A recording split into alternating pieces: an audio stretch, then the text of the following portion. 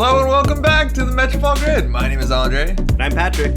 Thanks so much for tuning in. Sorry, I didn't give my full title. Yeah, no, please. I am undefeated GNK winner, Patrick Joseph, nickname Sklar, and I'm just happy to be here.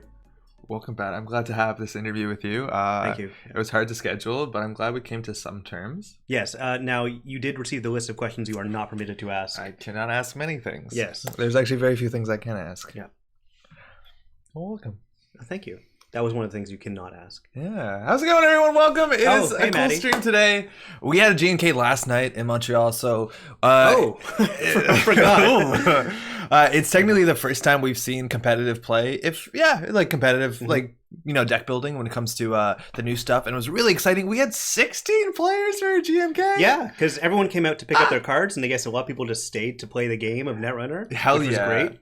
That's super exciting. A lot of players. So we have a lot of stuff to talk to. We have a deck list of the week. If it's not clear the YouTube title, Pat, you won that GNK. Didn't lose a game. I didn't drop a single game. And as you mentioned, there were 16 players, making my achievement all the more impressive. Yes. Yeah, that's quite good. Mm-hmm. So we're going to be trying out Pat's decks. I got a deck that I brought yesterday that deck didn't lose. Thanks, Geist. And then we'll start with the deck list of the week. It is Aaron Mages, who's actually in Twitch chat. Yo, how's it going, Aaron? Welcome. This is a really cool item deck. I'm super excited. There's some really cool combos. I think Buffer Drive? Yeah, Buffer Drive has some really cool stuff going on with it. So this is one cool way to show it off for sure. How's it going, everyone else? Welcome to the stream. Hopefully you're having a good week. How's it going, Billy? Jessica, what's up? Hey. Oh, wow, 16. That's great. Yeah. 16 is cool. We've been pulling in really good numbers. We're very lucky in Montreal. We had a store championship earlier this year that had almost 30. Our GNKs have been over 12, 14 players for the last couple ones. Pretty regularly. It's been great. It's a really cool place to play Netrunner. Sorry, how's it going? Congrats, Pat. Happy holidays. You're on holiday too, right? Congratulations on the win and remaining so humble. That's actually one of the questions I can't ask. How do you remain so humble? Yeah. You play Geist, accept disappointment. I feel it, and it's honestly not Geist's fault. I feel like it's the meta's fault. That's an easy way to just blame someone else. Yeah. How's it going, Maddie? Hey, Pat. Hopefully you're doing okay. Hey, Nanako. Hopefully you're feeling a bit better. Yeah. Clock odds. What's up? Welcome, Rob. Hey, my name is right above your head. What? Oh yeah. Is it? Yeah, right there at the top. Accountant, broker, warrior, clean walking to a bar. How's that deck? Yeah, it's 419. I think I've seen you play a lot of 419 online, Rob. Congrats, Pat, and proud of you. Thank you so much. Once again, I just want to say thank you to the fans, the people who kept me going. My parents obviously know nothing about the game, and I try not to explain to them every Christmas. They're supportive. Yeah, in their way. Oh, this is Rob subtly just rubbing. Okay, we can't open this. No, it's not. It's not. We're not talking about Rob today. Flip, how's it going? We just started. We started about 2-3 minutes ago. Welcome to the stream. I mean, Def not in the new spirit. Let's play more jank on Metropole Grid. There's gonna be some jank to play. Pat, one of your decks is kind of janky. I would say it's janky. Not in a way that like some people say jank and it's oh cool, it's got some great tech in it. It's got some great ideas behind it. I mean jank as in I dropped some cards on the ground and then I sleeved them in that order. Here we go. 52 pickup. Az never disappoints. I honestly, Jessica, I think I'd rather play Az than Geist right now. I think you're onto something. Last week, day of holidays, today, back to work on Monday. Wait. Oh, because it's a Friday where you are. It makes sense. You still got 3 days. That's still a pretty good holiday. Hey, Marco J, how's it going? Good games yesterday. Good evening, Andre. Pat, how was the GNK last night? Andre, it was great. Sorry we couldn't see you. If you're not reading the title, I'm not even sure why I'm here, frankly. The GNK went great last night. We had 16 players, 15 of which I defeated. Yeah, basically. They lined up. Yeah, and I just, one by one, just knocked them to the ground. They're still going to come back, which I think is what's the important thing. No, I think some of them I permanently turned off of the game. I'm a bit of a sore winner, as one loser described me. Man, how's it going? I got a dumb deck if you're running put Paladin and Az. I don't know, man. Start with yours, though. Yeah, I think the Az deck that I played obviously was before most of the cards were revealed, and there's a lot you can do with it. Yeah. There's a pretty high ceiling. I think Paladin is good in anything. Maddie says because he didn't play against her yet. Oh, yeah, it's true. Yeah. I've been working very hard to never play against Maddie, doing everything I can to just skirt that particular matchup. Yeah. Yo, Chris Rock, how's it going? Welcome. Hello, I'm able to watch live tonight. Thanks for putting the videos on YouTube. Glad you're liking them. So glad that the stream lives on YouTube in a pretty cool way and a lot of people watching it. I have been answering YouTube comments, so that's my resolution of this year. We used to be really good at it, and then something happened. But we're back. 2020 has been a good year. You might notice there's a black box around this picture, so, you know, things are happening. Yeah. All right, let's talk a bit about this deck list. This is an Atom deck list. Atom, there were no Atom cards. There's no mini faction cards that just came out in Uprising. For those who don't know, we're in a pretty cool spot in Netrunner. 65 cards with some reprints just came out recently. That was last month. They were tournament legal of the 27th. Unfortunately, we don't have yet the release notes, which were meant to come out on the 27th. That's something that I'm very excited for, and I'm not going to do any review content until that stuff is out because it explains rulings that I might get wrong, and I'm really embarrassed when I do that. So we're going to wait for that. Nisei just communicated today that they're just, you know, it still needs a bit of time, so you know they read a lot of ruling stuff with the exclamation mark rename, like it's going to take them a while to get that stuff out. But Atom, so there's no Atom cards directly, but I think you can safely say there's a lot of cards that Atom got that Atom can greatly benefit from. I think one of them that's pretty obvious is Odore. You can go disco dancing, but most importantly, 0 credits to break a Century subroutine is a big deal with 3 virtual resources, and Atom always starts the game with 3 directives, which are subtyped virtual. Yeah, this can be pretty powerful. Dore is good to go. And I think the only other new card in here, which is such a big card, we're going to talk after this game before we get into Pat's decks. We wanted to do like a quick review, if it's not even a review, but basically after playing with these cards for a couple weeks and at a tournament, there's a lot of cards that at first glance, or when we did our 10-second review, what was it, last year? That we probably have more to say about now, or different things to think about. And this is a really cool card. There's so much weird, fun stuff you can do with this. A lot of weird, fun stuff, for sure. Just to start, if you trash a card, you can put it on the bottom of your deck, and that means with cards like Emergent Creativity, a 5 influence card, I want any excuse to splash anywhere. You can now trash an expensive hardware or program like a Femme Fatale from your hand, and then Buffer Drive can put it on the bottom of your deck, and you can search your deck for that Femme Fatale you just trashed and install it for free. This is incredibly strong. It's a double to install a card for free, which could be a Film Critic, or sorry, not Film Critic, a Femme Fatale. And of course, it's still a great card where you can trash other things like Heat Breakers or anything you don't need extra copies of your console or whatever. It's real strong. It's real good, and I'm excited to try this out for sure. I think there's a bit here about buffered safety bombs. Safety first says you draw a card at the end of your turn if you're below max hand size. Before that happens, you remove buffer drive from the game. Yeah, so you can remove buffer drive from the game to put a card on top of your deck, and if you do that in the window before your safety first draws, you can make sure that you draw like a logic bomb or something you just used, and that's pretty good. We have 3 of these. We could easily remove these from the game. Yeah, it's interesting. Buffer drive could have done either of those 2 abilities, and it would have been pretty interesting, but it does both in one card, and that's pretty cool. The fact that it does both is actually really strong, and I probably need to reconsider putting this in Geist, just because there's no good way in the game right now. Convince if you have a better idea, let us know. But to like recur diversion of funds or falsified credentials, like those are really important cards. Yeah, this is essentially a more expensive same old thing. Yeah. Yeah, it is influence and more expensive, but it's actually less clicks because Geist can draw for free. True. Same old thing draws a card in Geist. Okay. This is cool.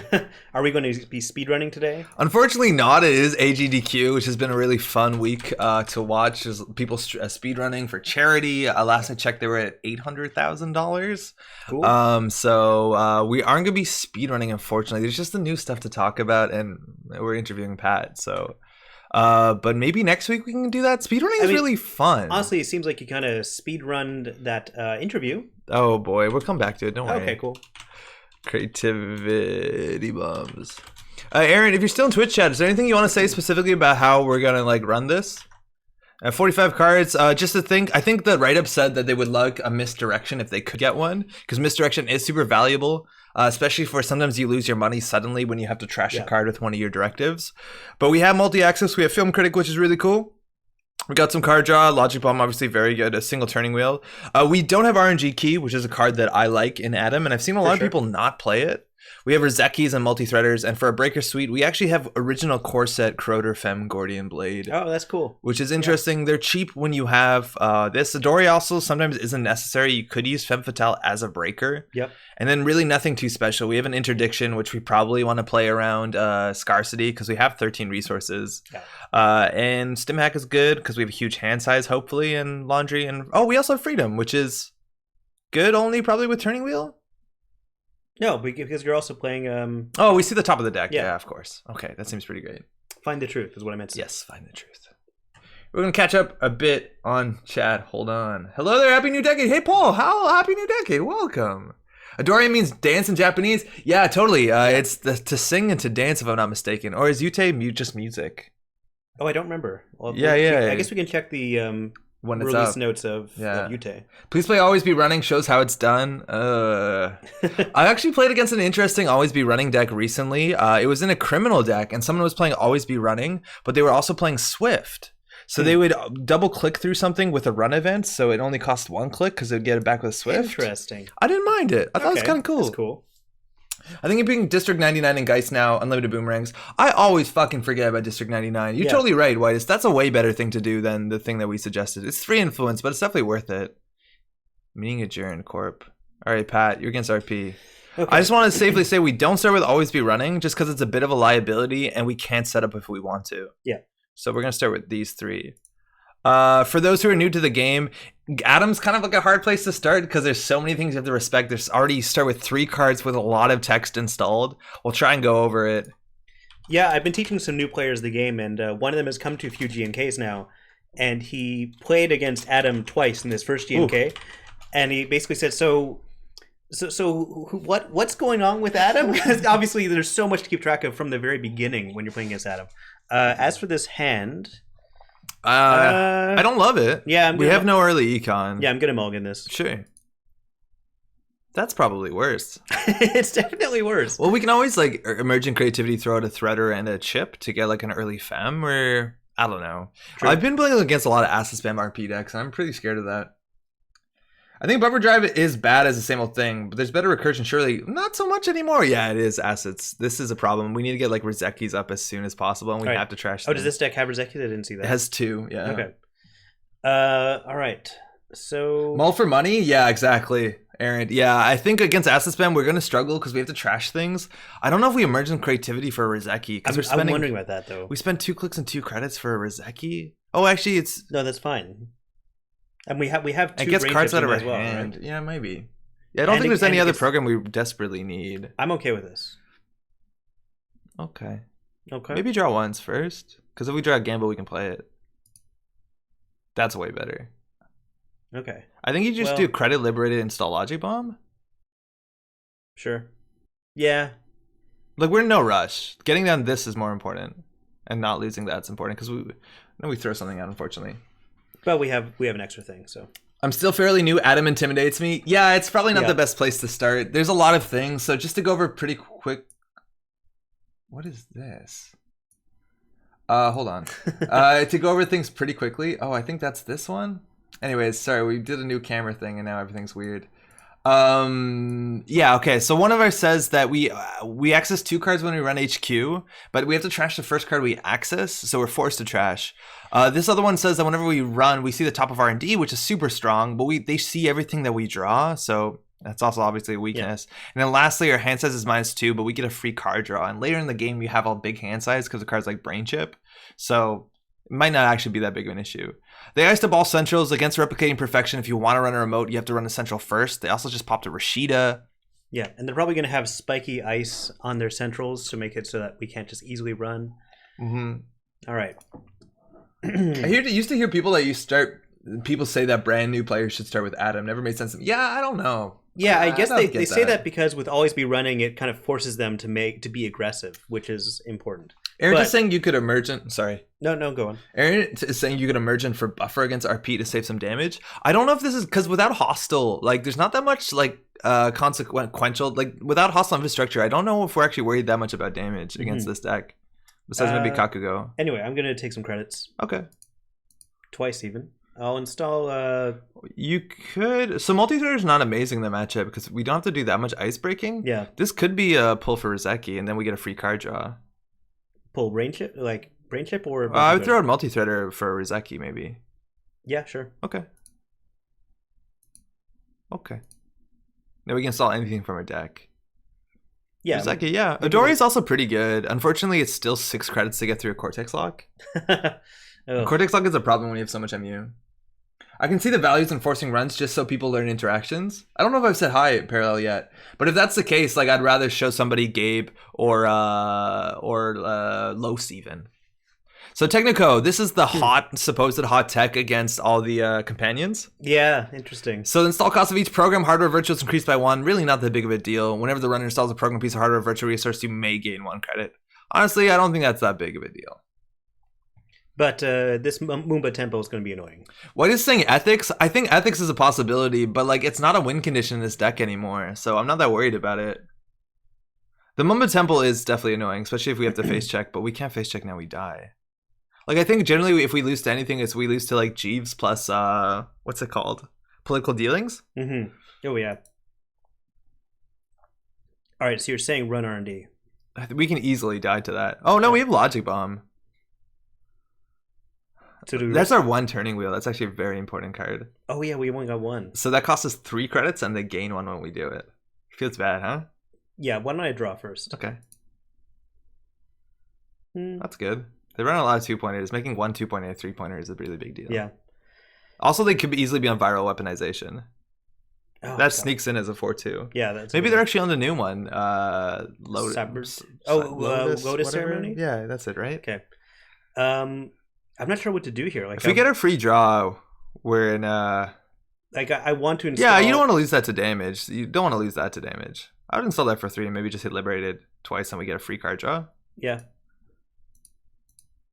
That's fine. Yeah, sure, gamble. That's fine. Mumba is definitely still on it. Yeah, Mumba is a restricted card, and it looks like it's just a Rashida in that remote. So again, they're not controlling their draw. There's no daily business show, so the chance of them having something in HQ and agenda in HQ is actually relatively high. We could run it, and the thing is, like, if it does a lot of net damage, we can die. Cortex Lock is okay. Kakugo is fine as an end to run, and then we can contest server 4. Tour Guide is something that we actually have good tech against because we do break all subs for 0 with Adore. Sorry, I just gotta zoom out because we're a bit broken. So this could be Jeeves into viral. There's a chance that we want to run here. Flower Sermon, thank you. Oh yeah. So we've got 12 credits. They can do a lot. Yeah, and then plus Mumba. True. Yeah. Fuck it, just run HQ. I don't know. Yeah, sure. We could die. The thing with 3 cards in hand, like it's gonna take us a while to set up. It's a crick. Fine. Yeah. Yeah, you can do it here too, by the way. Oh yeah, of course. All right, so they get Rashida back. We can go trash that. I'm gonna have to zoom out again, and you're through. And so now we've made a successful run. We're gonna see the top of R&D, which is really important. That's the card that we're scared of. Find the truth. See the Cortex Lock card from hand. Gonna get us a flower server. Yeah, here we go. Oh, and 2 cards. Oh yeah. That doesn't matter, does it? Oh, you have to trash it. Oh, we have to trash it. Damn it. I was All like, where is the other prompt? Okay. So if you zoom out just a bit, the card that's currently cut off right now, we know is a Rashida. We don't know what server 4 is. If we check it, it's going to end our turn, which is a bit scary. Do we know it's a Rashida? I thought they only had 1 so far. They cricked a Rashida into server 7. Oh, did they? Okay. Yeah. All right. So now we do want to run just to make sure that we don't. Do you gamble first? Because we're going to have to trash something. Accessing with 2 cards is a bit scary, but I don't know. I would maybe do like gamble, run Rashida, run server 4 because they only have 2 cards in hand. And that's the second Rashida. Hostile infrastructure rotated, Jessica. Okay, again. Oh yeah, there's no bioethics because it's restricted. But they have Rashida in archives. I must be missing something, right? Did they? The crick fired and installed the Rashida from archives in server 7. Okay, I just didn't realize they had 2. Yeah, they've fired 2 Rashidas so far. Sorry. Okay, so run server 7 first, then maybe server 5. I would do 4. They iced it. Yeah, true. We've got the logic bomb. I keep forgetting. Yeah, it just if it's multi-subroutines, we could die. Like we don't die to DNA tracker. Fuck it, let's go. All right, server 4. So Anansi doesn't kill us. Eli, that ends the run. Unless we Logic Bomb. Only one subroutine though. Oh, I thought there was only one subroutine. Yeah, Logic Bomb that. Oh, and Ansi would kill us. No, we let one sub fire.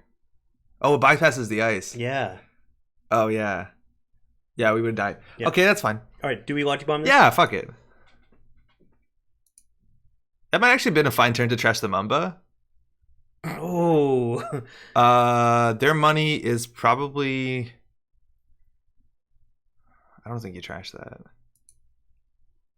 Do we have to trash though? No, we already did once. Do you trash that? We lost a gamble? No, we played a gamble. That's 8 credits. Yeah, I think we trash it. Yeah, and then they don't draw the Cortex Lock if they shuffle. True. Yeah. You go to archives to not have to trash? Yeah, we can, but I'm assuming there's another crick on archive, so... And we got our corroder, so that's good. Server 6 is an agenda. Either that or they paid a credit to Res Team sponsorship, just for fun. I think they're trying to use their Mamba. Yeah. Sure.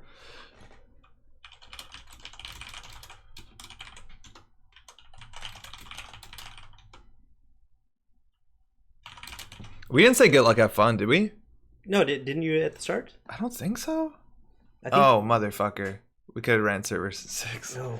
Feels bad. And Rashida's going to come back. Draw FD, run HQ again.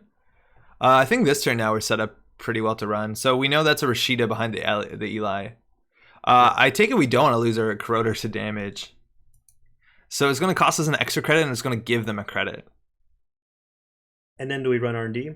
Do we just run R&D first and hope we don't lose our corroder? If we lose our corroder, can Emergent install from the heap? Can Emergent install from the heap? Oh wait, our hand size is now sweet. We need to get our brain chip down. Does not install from the heap. Okay, that's fine. We can buffer chip it. So we really want to get our hand size up. Like, there's not much to do this turn. They're going to get a Rashida for sure. We could pressure R&D. Their money sucks, but they're going to res up generally for free with Mamba. So if we want to run, we want to run a couple things. Well, why don't we just install brain chip and... Well, I'd draw first at least. That's a potentially interesting card. So our hand size is 5, so if we draw again, we can play an econ card. Our hand size isn't 5 yet, though. Yeah, now it will be once you install that, and then we'll get a free card draw. And so Technico gave a credit off of that. Why don't we take a credit? Okay. Cool. Surprised to see Acid's so popular with Turtleback's gone. I think it's totally viable. The thing is also less people are teching against Acids, right? Like Acids always have a value based off of the meta. Like I played Acids yesterday and people weren't prepared for it. Like a lot of people are trying stealth. A lot of people are playing Hoshiko, which is nice and good. But a lot of people aren't playing Fencer Fueno. And even that, Fencer Fueno is not the best anti-acid card in Anarch. Upgrade in server 5. What upgrade goes on top of team sponsorship? Interesting. Hokusai? No. Okay, apparently it was just a goof. That's a mistake. Yo, Parallel, what's up? There's no Parisha and people are messing around with not Val. Yeah, Val's also a big thing. Hacktivist is still one of the better currents in Anarch. That's kind of one of the better things as well. Oh, that's good. We're going to have to pay credit for...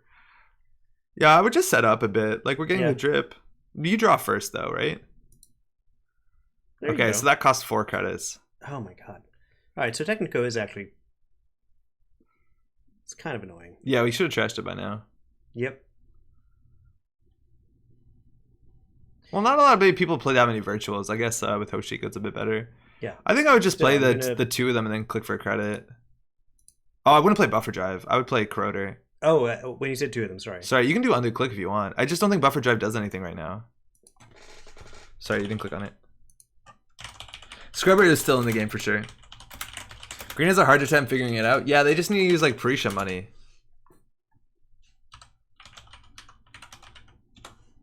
Yeah, I get the Corroder down. I'll just gain money. You get a free card draw. Doesn't affect Icebreakers. It affects all programs. So that's a Jeeves. It looks like they're going to score out from server 4. So that's going to be quad advance with a sponsorship, bringing back a Rashida. Well, yeah, we probably should have ran that. That's a flower sermon. That's annoying. That's really annoying because this is good tech against Find the Truth. Yeah. I've never seen anyone play this though. No, but it's a good card. I like this a lot. Yeah. So server 10 installs a new card from HQ. So this card apparently is better than Rashida. Shall we? So what is that? Another Moonba Temple? Honestly, I don't know. Hey, you can use Fencer against acids. They don't stand a chance. Oh boy. All right, so I'm tempted to. Well, what am I tempted to do here? We have to run Essential first. Yeah, we want to get rid of Technical, right? Or is it too late? Is Technical already? It's too late. Yeah. Maybe that's sunk cost fallacy. We want to build up Turning Wheel tokens and hopefully win in one run. Because Turning Wheel gets past Flower Sermon. Yeah. Wait, can you hover Flower Sermon? Oh, it's only once per turn. Okay. Cool. I'll just run R&D, whatever. We're in a bad spot. We're going to have to get a bit lucky for sure. Better kill Technico? I don't know if we need that much more. Like, all we need is a pre-show. We're fine. Okay. Okay, so that's going to do 4 damage or 3 Just damage. let it fire. Yeah. We paid 8 for that. We can play 2 to draw a card, but the chance we draw a card that we don't want to lose is higher. Like, we don't need half of this stuff. Obviously, Gordian Blade, losing that sucks a bit. Mm-hmm. The other card's also really good. Emergent. Yo, John, how's it going? Welcome. Hey, how's it going? FTE into HQ? I don't want that crick to fire. Wait, what is FTE? No. Find the Eruth. Do we pay to draw a card here? I don't think so. Yeah, let's not. We need the money. Yeah. Whatever, we're going to lose 3 cards. We got a snare. Oh, they can't fire snare. Continue to pass ice, and now we'll lose 3. Okay, cool. We kept buffer chip. Great. Great. And that's actually good, because we can recur the Gordian now. Yeah. So the top card, it's a Jeeves.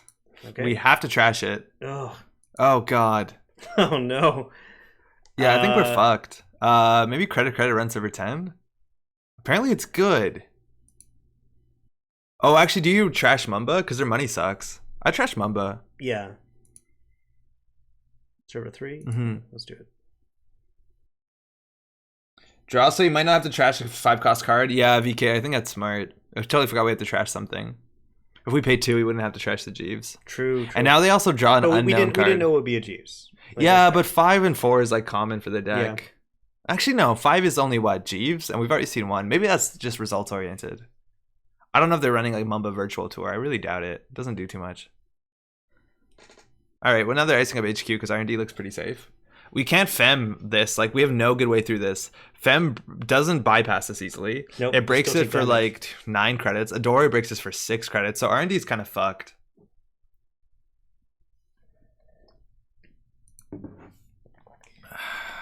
You just run HQ Jack out? And you do credit and like, I don't know. Yet again, Fencer proves to be MVP. Yo, I'm really frustrated with Fencer because I'm trying to build like, you know, you try to put a Hushik with all the companions because they all cost 1. And then you put Fueno, you're like, Fueno, you cost 0? Thank you. Just want to say that while I'm not into Netrunner much anymore, my hobbies have moved on. I've always enjoyed your channel. You're awesome work. Thank you so much, Shazner. Hopefully you're enjoying whatever you're spending your time with. Yeah, what are you spending your time with? If it's not Netrunner. Boy, that sounded really mean when it came out. No, I would run. I would run just to see what happens. Yeah, if they don't res, you get a turning wheel. You don't go through the crick, I don't think, because then they bring the Mumba back. Definitely not.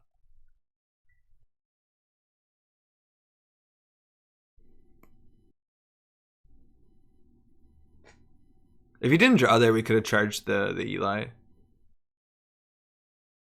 Continue to counter, I guess. I don't know. Okay, I was waiting for them to do something, but yeah, okay. Do you just credit Dirty Laundry something? Then you don't have to trash it. Mm-hmm. The thing is, if you credit Dirty Laundry server 10, then it's like a virus card. You lose your money. Like if it's something they can trash. Oh yeah. Wait, can you trash NGO if there's nothing on it? I think so. No, because it says 1 advanced part of the encounter. cost is the advanced tokens. Yeah, painting and models trains. Oh, that's super cool. Oh, that's really cool. Yeah. All right, I'm going to. I am going to Dirty Laundry server 10. Might as well. Okay. This is a small risk here. I don't know what that could possibly be. We obviously can't trash it. Fine. Okay. Oh. Interesting. I guess I'm in the turn. Okay. Cool. I still got my Arkham cards, but I haven't played it either in a while. Arkham's been pretty good recently. I haven't actually played any of the new stuff. I'm just gonna continue to buy it. Yeah, I haven't kept up with the new stuff, but I have been playing in a Return to Dunwich campaign with Scott. Mm-hmm. Having a good time with that. You wouldn't lose your money. You get the money after the run. Yeah. We wanted to access with no money. Unmech, what's up? I'm super new to Jinteki.net, but have been inspired to check it out after watching your VODs. Have a blast with the Draft Leela deck today. Oh, Daft Leela deck. Super glad you like it. JNet added all these like new timing triggers and windows, which at first kind of caught us off guard, but I'm actually a really big fan of them. Yeah. They're really good at teaching you the game and like teaching you the fundamentals of what you need. They have announce money. That's I'm terrifying. gonna start to draw For what? for 3 buffer drops, obviously. 3 of a kind. That's a pretty good hand rank. Yeah. Oh man, like we're in a really bad spot. Yeah, I'm not sure what to do here. We need to draw until we get the other Rozeki, maybe. It's a 1 in 25, and we lost 2 emergents so far. Yeah, and we need a way to get our good breakers out of the heap too. We don't need it. What code gates do they run? Oh, then just play buffer drive, but it's going to cost us 4, and they're going to gain a credit. Yeah. Maybe draw once more. I don't know. Hey! What I tell you? Every time. Every time. It works sometimes. Man, Caddy would be good. Yeah, we get free credit then. Yo, what's up, Maui? Crazy news with the FFG layoffs. Yeah, for those who haven't heard, a lot of departments at FFG got absolutely gutted. If I'm not mistaken, FFG Interactive that was doing their video game stuff, that's all now shut down, unfortunately. Yeah, so they were doing like a digital adaptation of the Lord of the Rings, which was like on Steam. You could play it. Yeah. Mansions of Madness, I think there's a digital thing coming out. If I'm not mistaken. I'm not sure if it affects the apps that go along with some of their games. No, I'm pretty sure it doesn't. Also, a lot of their marketing people got fired. Like just a bunch of shakeups. I don't know why exactly. Matt Newman, who does Arkham, posted about it recently. He said on the Arkham team they only lost 1 person, which was like a marketing person, if I'm not mistaken. But more importantly, and this is generally, I don't know how obvious this is when you hear about layoffs. Like a lot of people's friends are out of jobs that you used to work with, and that's obviously brutal for so many people. So I'm hoping for everybody there that's going a bit okay. And if you're out of work, I hope we find something. Yeah.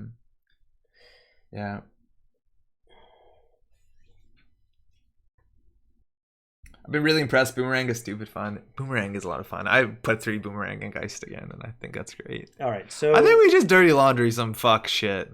Dirty laundry archives? That's gonna be a crick, right? It's got to be a crick. But what do we do? Just hope it's a barrier? Yeah. A cheap barrier. I think, yeah, crick and fire. Okay, let's go. There's a Mansion of Madness third RPG they're working on. Oh, yeah, the RPG people got shut down. I think Genesis is getting shut down. Yeah, that's too bad. Maybe look this up. Yeah, it's a crick, whatever. Maybe look this up before, like, listening to us fully. But there's a chance, like, the whole Genesis thing that they were pushing heavily with still the Android universe. There was L5R Genesis. Star Wars Genesis, is that a thing? Yeah, or Star Wars used like an earlier version of the Genesis system. Buffer then needs it to snag creativity next round. We probably could. I just don't think we can afford to pay 4 credits for buffer. Let all subs fire? Yeah. Oh, sorry. This was. Oh wow, it didn't scroll. Also, I don't know if you know, they use a. They're just gonna pull that to hand. Oh yeah, because they've got Flower Storm. Like, why would we ever run for single access? So yeah, you let them have it. I want to try the Android PnP RPG. You can probably still get the stuff. I just don't think there's going to be continued support. And for RPGs, I don't know how important it's going to be on Drive for RPG forever. So yeah. Do we run server 4 here, which is probably an agenda? With our 9 credits. Maybe double click first. Credit. Yeah, I feel like they're using this server to just drag us through it because we fucking run this server like idiots over and over again. They're gonna res this ice for free too because they installed that temple over there. Yep. Oh. Bypass that? Sure. Fuck it. We really need to win somehow. Continue to counter, so you have to do that counter. All right. This is 4 credits.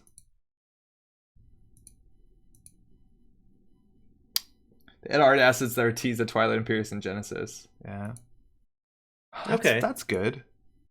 Our hand size is fucking big. Yeah. And they have an agenda in hand with only 2 cards. Oh, they could bottom it, actually, DBS. Yeah. Can you draw those stim hacks? I think we've lost 1 already.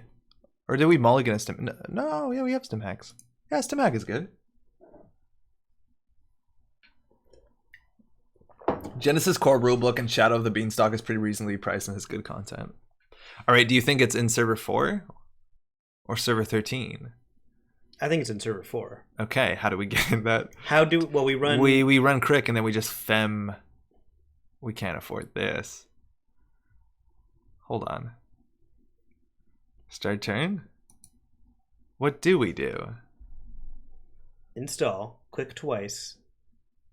Click 3 times. Click again. Yeah, we're in a bad spot. Money will solve some issues. Yeah, I think maybe just let them have this one. Yeah. Okay. And this is another team sponsorship here. Great. Yeah, that's fine. Click 3 times. Okay. Damn, that's good. I mean, every time we pass a turn, we're making money. They are doing the same. Actually, not anymore. Right. Can I resume on 1 just because server 13 is a big cutout? Oh, it's stacked. Okay. There we go. So it's not a team sponsorship. It's double. 11 could be a team sponsorship. I think we saw one on the top of their deck. They're also not using Flower Sermon aggressively, which against Find the Truth, maybe you want to keep that defense, but you can use that aggressively. I guess, yeah, they still have 4 counters on here. Yeah. Man, we can't get through Afshar Eli remote. We lost our Gordian. Yeah. I think we actually face tank. Oh boy. Team sponsorship, install Rashida from archives. That's fine. It's just a Rashida. So this turn we don't have to run. This turn we basically need to get our buffer drive down because we need a Gordian. Mm-hmm.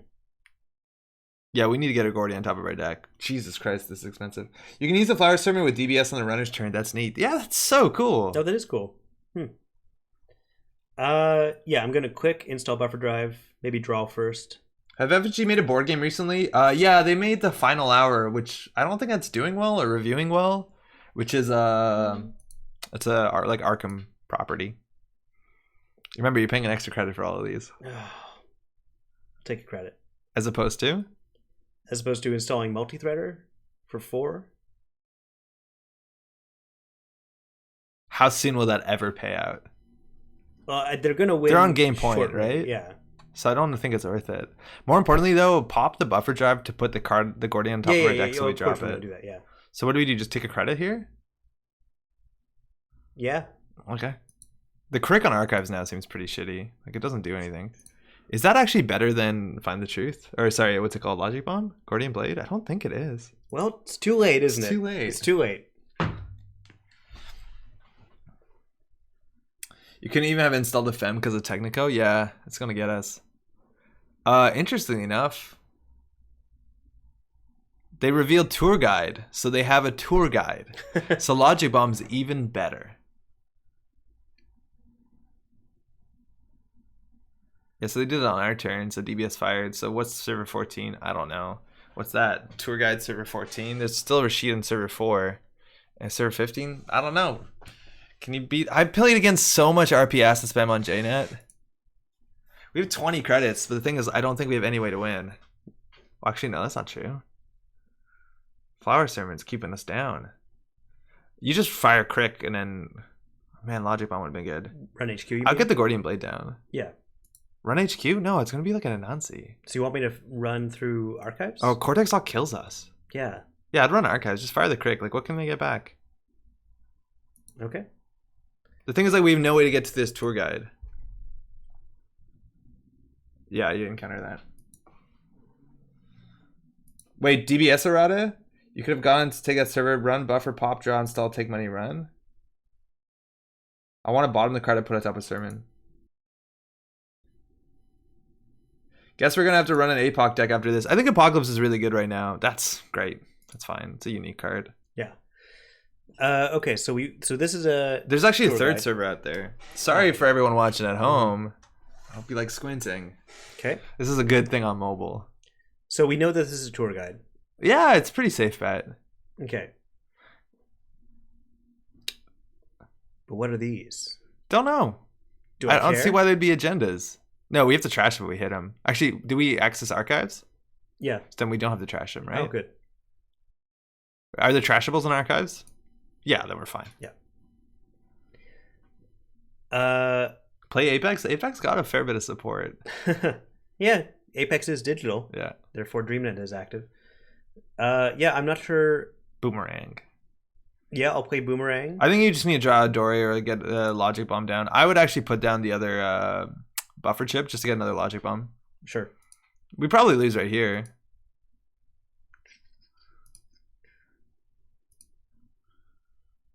Oh, okay. So then they're gonna. That's why they kept the Rashida. They have two Rashidas. Cool. So the chance of them drawing an agenda here is pretty high. Yeah. They actually. Oh my god, this thing is so good. So check this out. This card, man, I want to play Jinteki Asset Spam. Yeah, we lost. Is so good because the common response to. The common response to fast events like this is Clot. Mm-hmm. But Clot says you can't install an agenda that was installed. You can't score an agenda that was installed on this turn. So you res political dealings, and they use a Flower Sermon on the runner's turn to install the agenda, and then they can't Clot it. That's really cool. Yeah.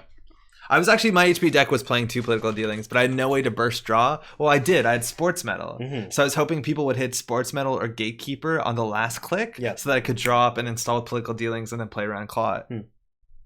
3x political dealings buried. Yeah, that's why I think you want to run what's it called? No tech startup. Tech startup it got a lot worse. Well, not a bit worse because there's no sponsorship, which used to be no turtlebacks, which used to be 2 installs. Unmuted. I hope that wasn't unfun. Oh, it was pretty rough. But it was political dealings Flower Sermon. Yeah, I didn't realize the political dealings Flower Sermon. That's really cool. We were saying on chat on the stream that that plays around Clot really well because you can install it. But I was playing a similar deck yesterday with HB, and I like it a fair bit. Deck needs work. Yo, put in some tech startups if you can't find your stuff. I don't know if this Technico is worth it, or at least I don't know if 2 of them are worth it, but that's kind of the problem with this card is that the earlier it is, the better it is. Mm-hmm. So like how much money was made off of this? Admittedly, like we play a fair bit of virtuals. They made like 8 or 9 credits off us. Off Res 2, it's 7. That's like, and we lost money. The thing is like, is this worse or better than a Maryland? I don't know. It's probably better. It's probably better. Only one Technico may not worth it happen to work this game. Yeah, sometimes it just doesn't work, right? When has APOC not been really good? Hostile infrastructure. There's a fair bit of Chrysiums going on because of what's it called? Earth Station. Yeah. So it depends. Border control made Chrysium APOC a hell of a lot worse. Also like damage stuff. You have to deal with House of Knives. You have to deal with Kakugo, Breach Dome. There's a fair bit of things you have to deal with. So it's pretty dependent. The Apex of life. Yeah. It's cool. Good games. All right. Do you want to play your decks? Do you want to first do the re-review thing? Yeah, let's talk about some of the cards that came out. Cool. Okay. So for those who are just tuning in, welcome. My name's Andre. Hi, I'm Patrick. I'm super glad to join with Pat. One thing we did in a couple weeks ago is that we went through all the cards from Nisei and we just talked about our opinion on them. Oh, by the way, Store Championship kits are open. Art is really good on these cards.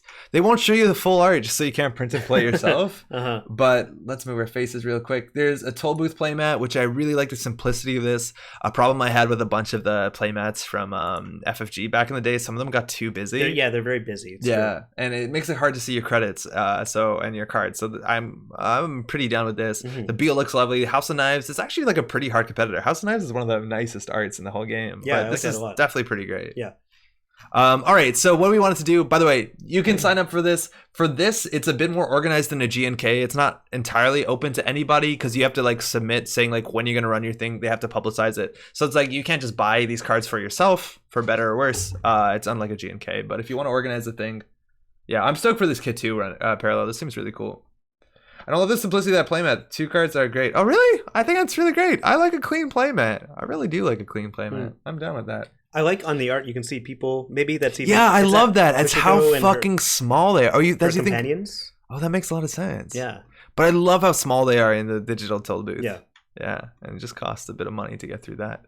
Okay, so what we wanted to do is we wanted to go through all the cards really quickly and just talk about the ones that now we've played it. We've changed our opinions on. We're gonna keep this short. I think last time we tried to keep this to 10 seconds. Yeah, this time we're gonna do 5 seconds. I think we can do 20 because there's gonna be less we're talking about. I see. Yeah. Want to do it? Sure. All right, let's go.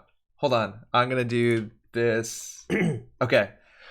Still haven't played Dessert. Really? So whoa, I played a lot of Hashiko and I really enjoy it. I think it's definitely fiddly, like there's a lot of triggers to remember, but there's so many abilities and so many cards in this set and always the set where they're just like 1 credit worth of value a turn, right? And this is a cool way to do it because you're considering when to get that value and when to not get that value. I like that a lot. Yeah. I actually had a lot of fun with Hoshiko. Moshing I've kind of turned away from, actually. Yeah, okay. We're going to see it in one of your decks. I don't think it makes sense in that deck, but I haven't tried it yet. It's still really cool. Still good. This card I've come around on. We built a deck before and we took the Gachapons out because we were too big of a deck size. I really like this card. It's obviously like Street Peddler, but the fact that you're looking at 6 is huge, and the fact that you're installing virtuals for 2 less, it's not only like filtered card draw, and mind you, Anarch suffer from that. Yeah. Anarch doesn't have as much burst card draw with Inject. It doesn't have that sort of tutoring, and virtual is a really big subtype because there's so many expensive virtual cards that you want to run like 1 or 2 of in your deck. Probably 1 ofs. Like I can get my Ice Carver for 1 credit. It's a 1 of in the deck. I can get my Dream Net for 1 credit. It's a 1 of in the deck. It accelerates you. It finds your breakers. It helps Anarch problems. I like this. I would play this in almost any deck. Yep. Anarch deck probably. I don't think Geist needs this yet, but you know, it's good. Yeah, this is great. Nothing's changed on any of this. We've talked about this before the stream, and I think a lot of people have been talking about how they thought the companions were more of a shaper thing, and I'm starting to realize why that isn't the case. Yeah, it's because they demand your attention. Like these aren't just Rozekis. These don't just trickle money each turn. They are. I mean, I don't know how you put it.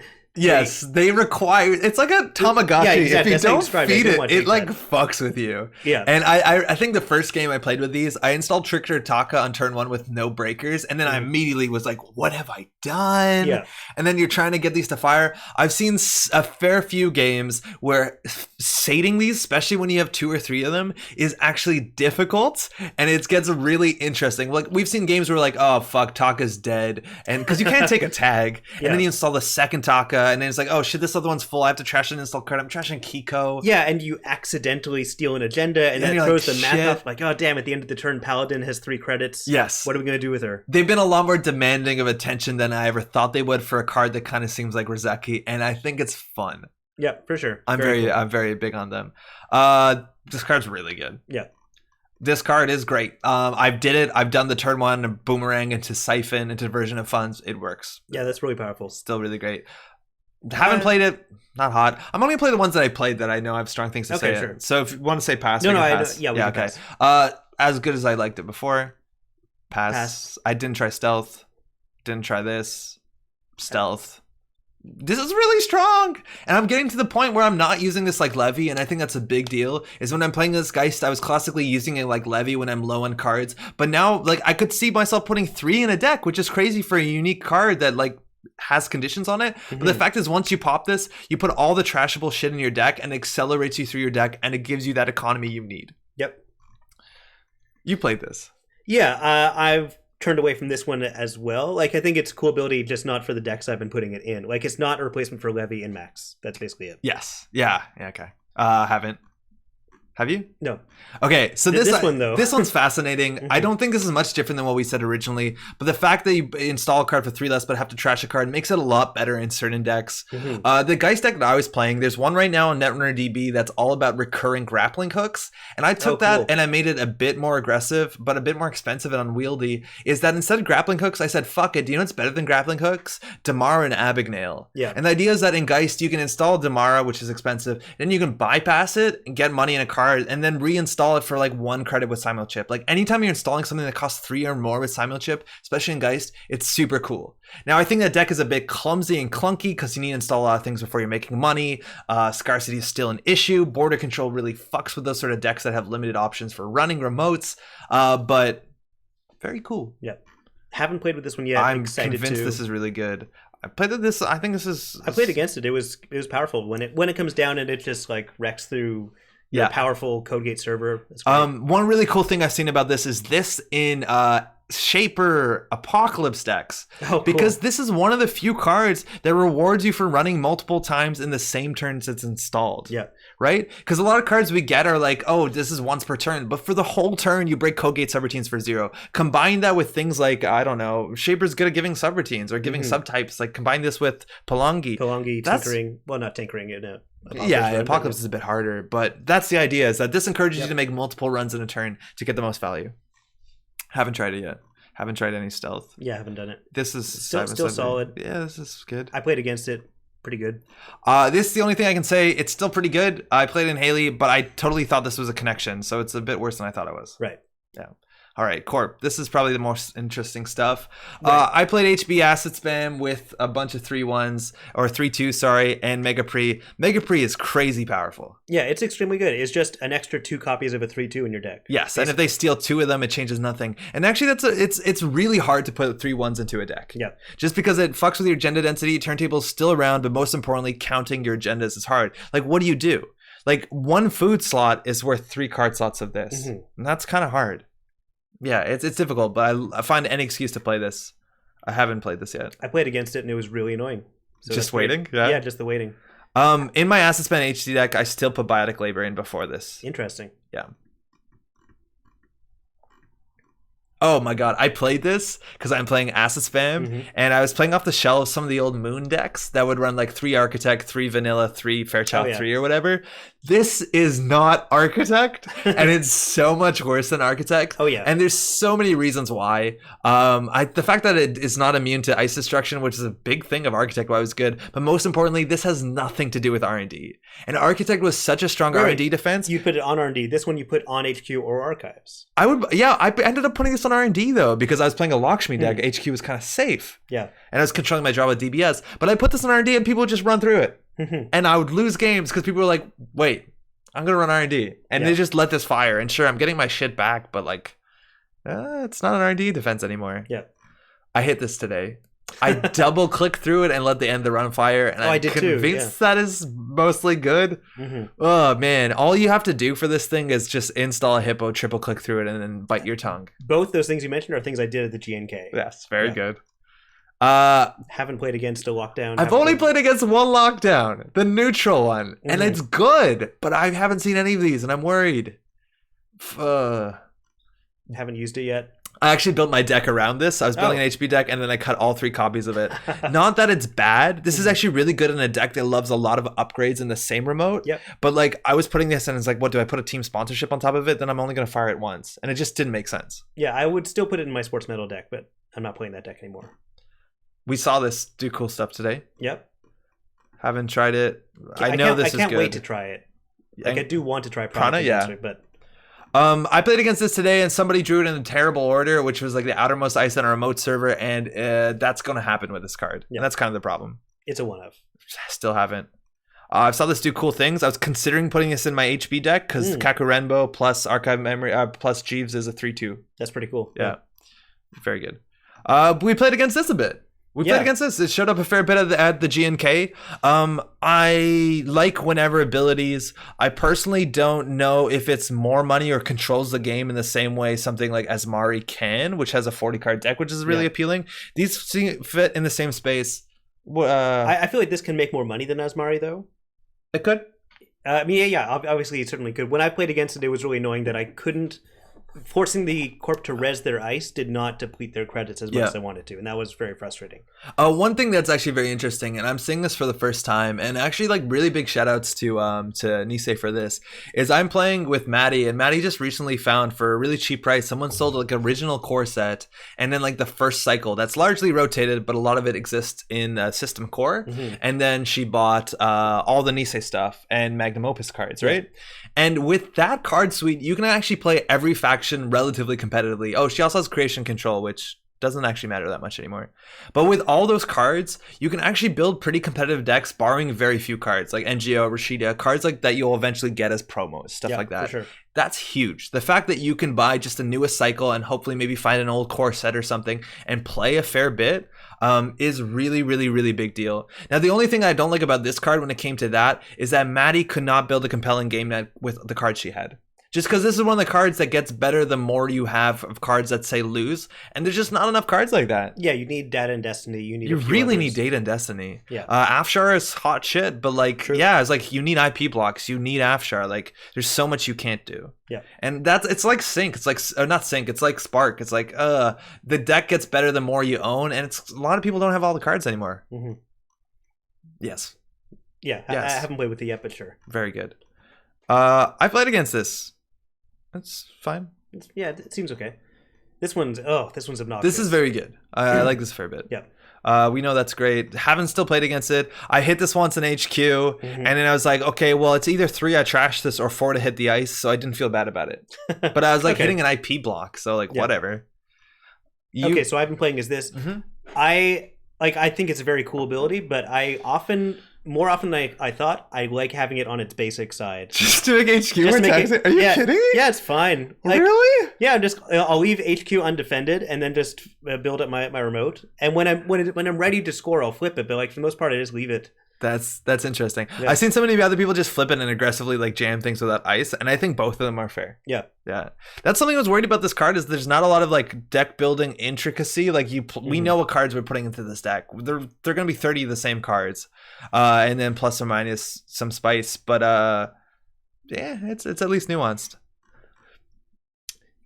Less useful than I thought it was initially. Like it's still useful in these specific decks, like the Earth Station decks. But I still don't get it. I still don't get this card. Like it's a way to shut down the Kushuk runs and the Stargates. And yeah. It's like it's a Chrysium that is always a threat. This is still great. Yeah, it's really good. Still good. This is pretty good. I lost the game to this. I was 1 credit short. I fucked my math up. I thought I could install a Boomerang, but then I had to pay an extra credit to hit with Prognostic. Ouch. And then it trashed all my resources and Geist loses the game. Haven't played against this. Played with it. Haven't. Very, very good. Very good. All right. Okay, so sign me up.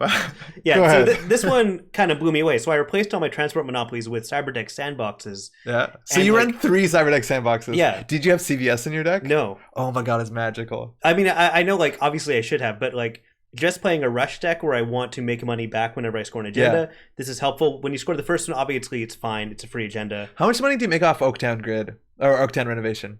You make 4. And here, this is an Oaktown Renovation. You put face down. Yeah, it's a neutral Oaktown Renovation, except when the second or third one are scored. Oh my god, it's disgusting. Yeah, when you score the second one, it's 8 credits. When you score the third, it's 12 credits. And there's so much bullshit purging that has to happen. Like Amaku is still around, but like everyone and their dog has like 3 Palangis. Yep. Fucking Freedom is obviously still around. I played 2 of. I would probably go to 3 in my HB deck with Jeeves and Cyberdeck's Fire Suite. Oh my god! So you can purge and then still have next to click. It's so good. You can purge, do something, and everyone's like, "Wait, you can purge when there's no viruses?" I'm like, "Yeah, they changed that. It's sweet." And then someone runs R&D and hits a Cyberdeck's Fire Suite, and you get 4. Yep. Oh, and they still trash it because they have to. Love this card. So cool. The AI got a lot worse. I think this is terrifying. Haven't played against it still yet. Yeah, I mean, it's still good. And this one is the most useful lockdown. Like it's the most generally useful lockdown. Yeah, it falls into the film critic problem, but like this was the tech card that we put in the GameNet deck that Maddie and I built together, and a lot of it was like install advanced, play this. We actually went to 3 of these just because so often we do install advanced, play this. And I also, one of the cool things about lockdowns that this is happening, I think like the cool play is install daily quests, don't res it, install ice, NAP Cordon. And then people are like, fuck, I have to run that remote. And they run and they access like, you know, an asset. A useless thing. It's so cool. Yeah. If the runner has a lot of money, like this is going to be an issue, but that's a cool thing in like NBN specifically is if they have a lot of money and they're spending a lot of money to get in and steal the agenda, they might be weak to hard-hitting user C-source. Yeah. Initially in my deck, I had a few of these in my Earth Station deck, but then I realized Earth Station is a built-in lockdown. Yeah. And sometimes it's hard to do this and install and flip and advance. So, yeah. Cordon plus Bologna, there's some really cool stuff. There's some really, really strong stuff. The problem is like Cordon and Bologna is really hard to do. Like if you don't like motion it, like it's gonna be on the table for 3 turns, right? Because you can't do install advanced Cordon unless maybe you're playing La Costa Grid, which sounds good. Costa Grid's good. Okay. That's largely it. But like my opinion on a lot of these cards has changed when playing them, and 90% of them are like, well, that's better and more fun than I thought they were. Yeah, for sure. Which is wild from a set that I'm already this excited about. Yeah, I'm still really impressed by this set, and I've only been more impressed by some of these specific cards, which is great. Do you think the runners or the corp wins this? It's hard to say because I think a lot of the most powerful corp cards were also, they came out before Uprising. Yeah. Like I still think Lacoste and Kayambe are the two of the most powerful cards by far. Yep. I haven't played against enough Bologna Gold Farmer to be upset about it. I feel like we're also coming into that space a lot more that this is how it used to be with old Netrunner, where there's a lot of really strong, prevalent, annoying, low-cost ice that is weak to ice destruction. Yeah. We haven't seen that in a long time. But now we're seeing like Kakagos, Gold Farmers, Afshars, all this like one cost shit that you would love to be able to destroy. Yeah. Cordon plus Bologna plus Red Herrings. Interesting that the entrance to GameNet is the new toll booth. I like it a lot. Yeah, that's totally an intended reference. And yeah, you see a few other references in there. You see the kind of purple lady from Special Offer, I think, or... Oh, yeah? Yeah. The ad? Not that they totally. Yeah, this thing here. Yeah, that's cool. And this is definitely a video game. Actually, maybe not definitely. Maybe just a mean person. Yeah. I think HP is the only faction I prefer the Downfall cards and Uprising. I don't know exactly what came in that, but from the HP cards, I think the agenda is really good. I'd never liked tech cards like this. Tier is strong. I might be with you on that. Yeah, actually, yeah, because I like Hagen a lot. I like Architect Deployment. Is that what it's called? Yeah, test. Yeah. Architect Deployment Test. Yeah, it's true. Yeah, with HP, it's hard to really tell. Yeah. All right, just to catch up quick on chat. Man, yeah, there's a lot of conversation here. Hoshiko's so cool. Get a link and gets digital on the other side. That's very relevant for GameNet. Yeah. I think Paladin and Mystic should be mutually exclusive. Maybe. I'm putting Mystic in fewer decks and Paladin and Taka in more. Yeah. I feel like they're easy to use every turn, but like we're building decks and I was like, I don't think we have enough events to play Mystic. Yeah. So maybe just I don't know. Euler Takobi's busted. Yeah. Euler Takobi is really good. There's some really cool stuff you can do with that. It's kind of really wild. Bass is super nice with team sponsorship. Oh yeah, I see that. But at that point, like it's very comparable. A lot of those decks that want to do that anyways would maybe even consider playing that yellow since Pseudo Sanson. I never remember the name of. Calibration test. Yeah, like that's the same sort of idea.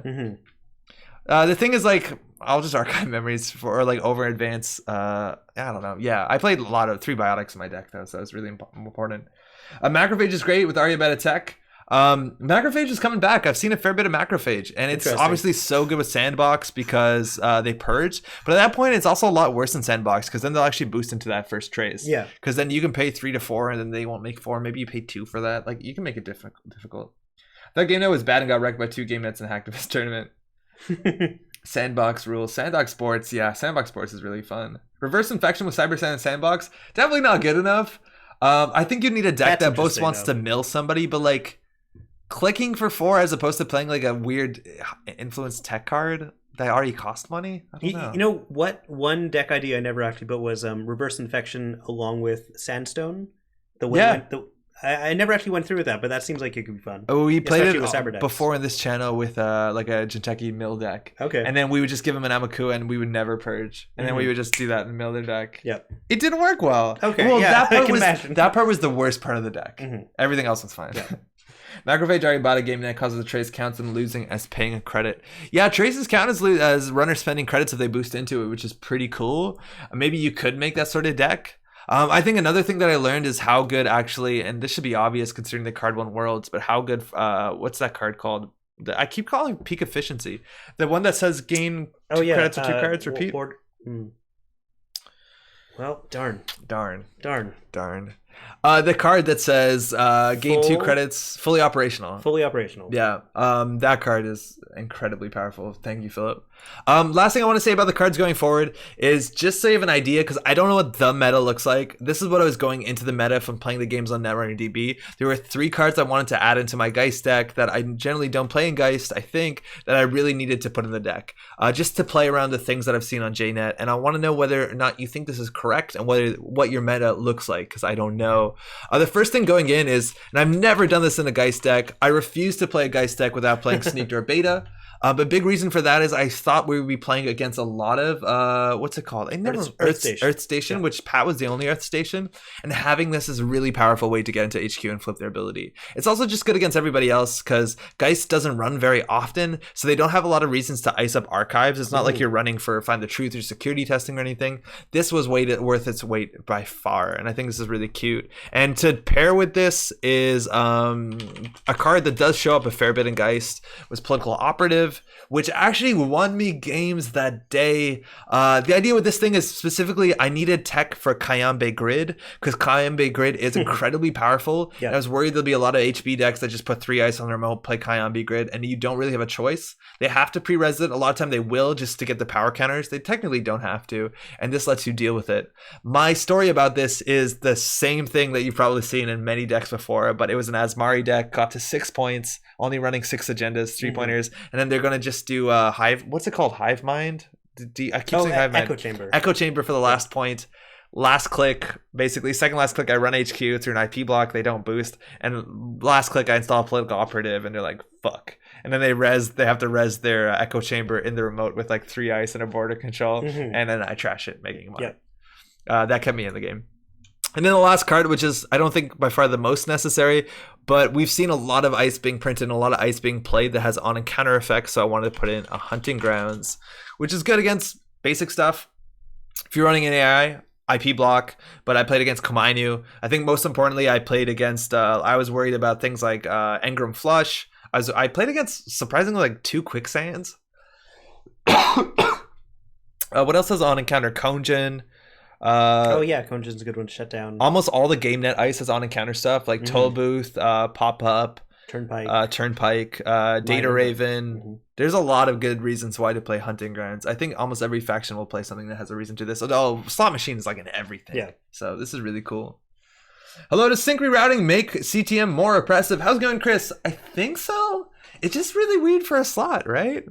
It's strange. And also that card is really weird because like if they go tag me, it does nothing, but hopefully if they go tag me, you win anyways. But it's like, it's really cool because it's one of the few what's it called, what are they called, lockdowns that actually is good if you're not scoring agendas. And it's just good generally. Yeah, and it's just cool. And I think that's okay, but if you're spending a valuable card just to like protect a Rashida, I don't know, that's weird. What's up, Spear? I'm super bin, but I'm enjoying the game now. It took about 3 days to learn from just finding it. Hell yeah. Well, welcome. I know you've been around a couple weeks, actually, so it's good to see you back. Mega Pre and Vacheron are both crazy good. Yeah, Jeff, they are. Vacheron obviously, well, not obviously, but lends itself well to punitive. But I love the idea that even if you have 7 points of agendas, you still have to make sure the corp doesn't win. Yeah, that's very cool. You can't just click for 4. Hunting Grounds feels necessary in most decks now, even just as one of. Yeah, if you have spare pits, why not? But also sometimes other cards are your Hunting Grounds. What does that mean? But also some... Tag me seems less likely with Liza banned. Well, I don't think people are going tag me, but like against CTM, a lot of times, if you ask most competitive players, CTM games are like this play where the first 3 quarters, the runner maybe gets away without going tag me, but then at the last act, they have to go tag me. I went from quarters to acts. But they have ways to punish that. You see a lot of like market forces, psychographics, exchange of information. There's a lot of good ways to punish it.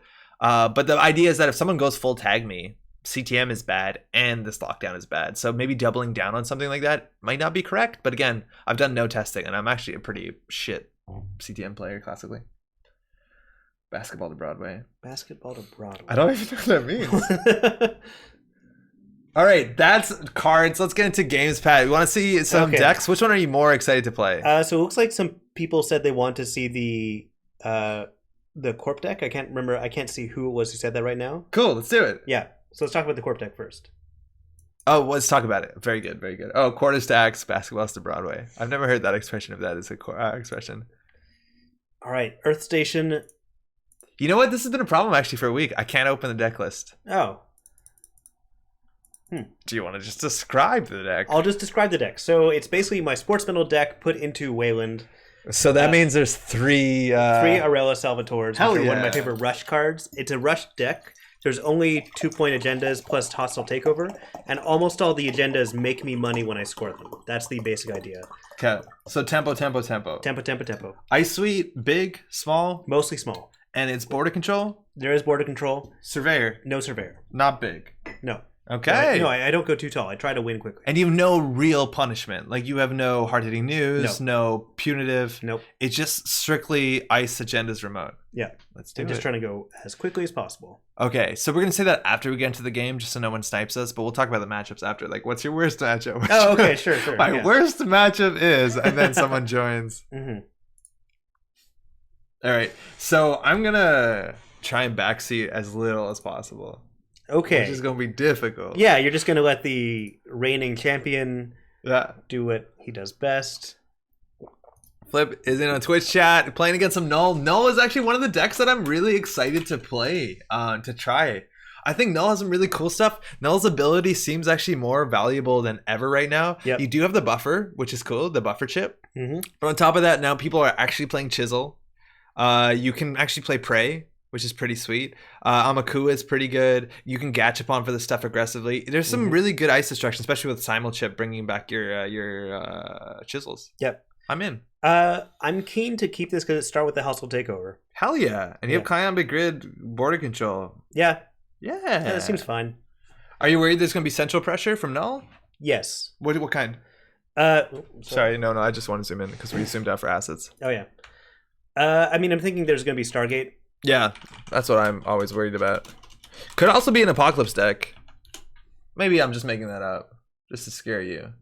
Well, Apocalypse isn't so terrifying when I've only got the one remote to worry about. That's true. I mean, Kayambe slows down a bit. Yeah. But you have Chrysiums, right? Yeah. Well, I've got at least one Chrysium. I can't remember how I put it into this version of it.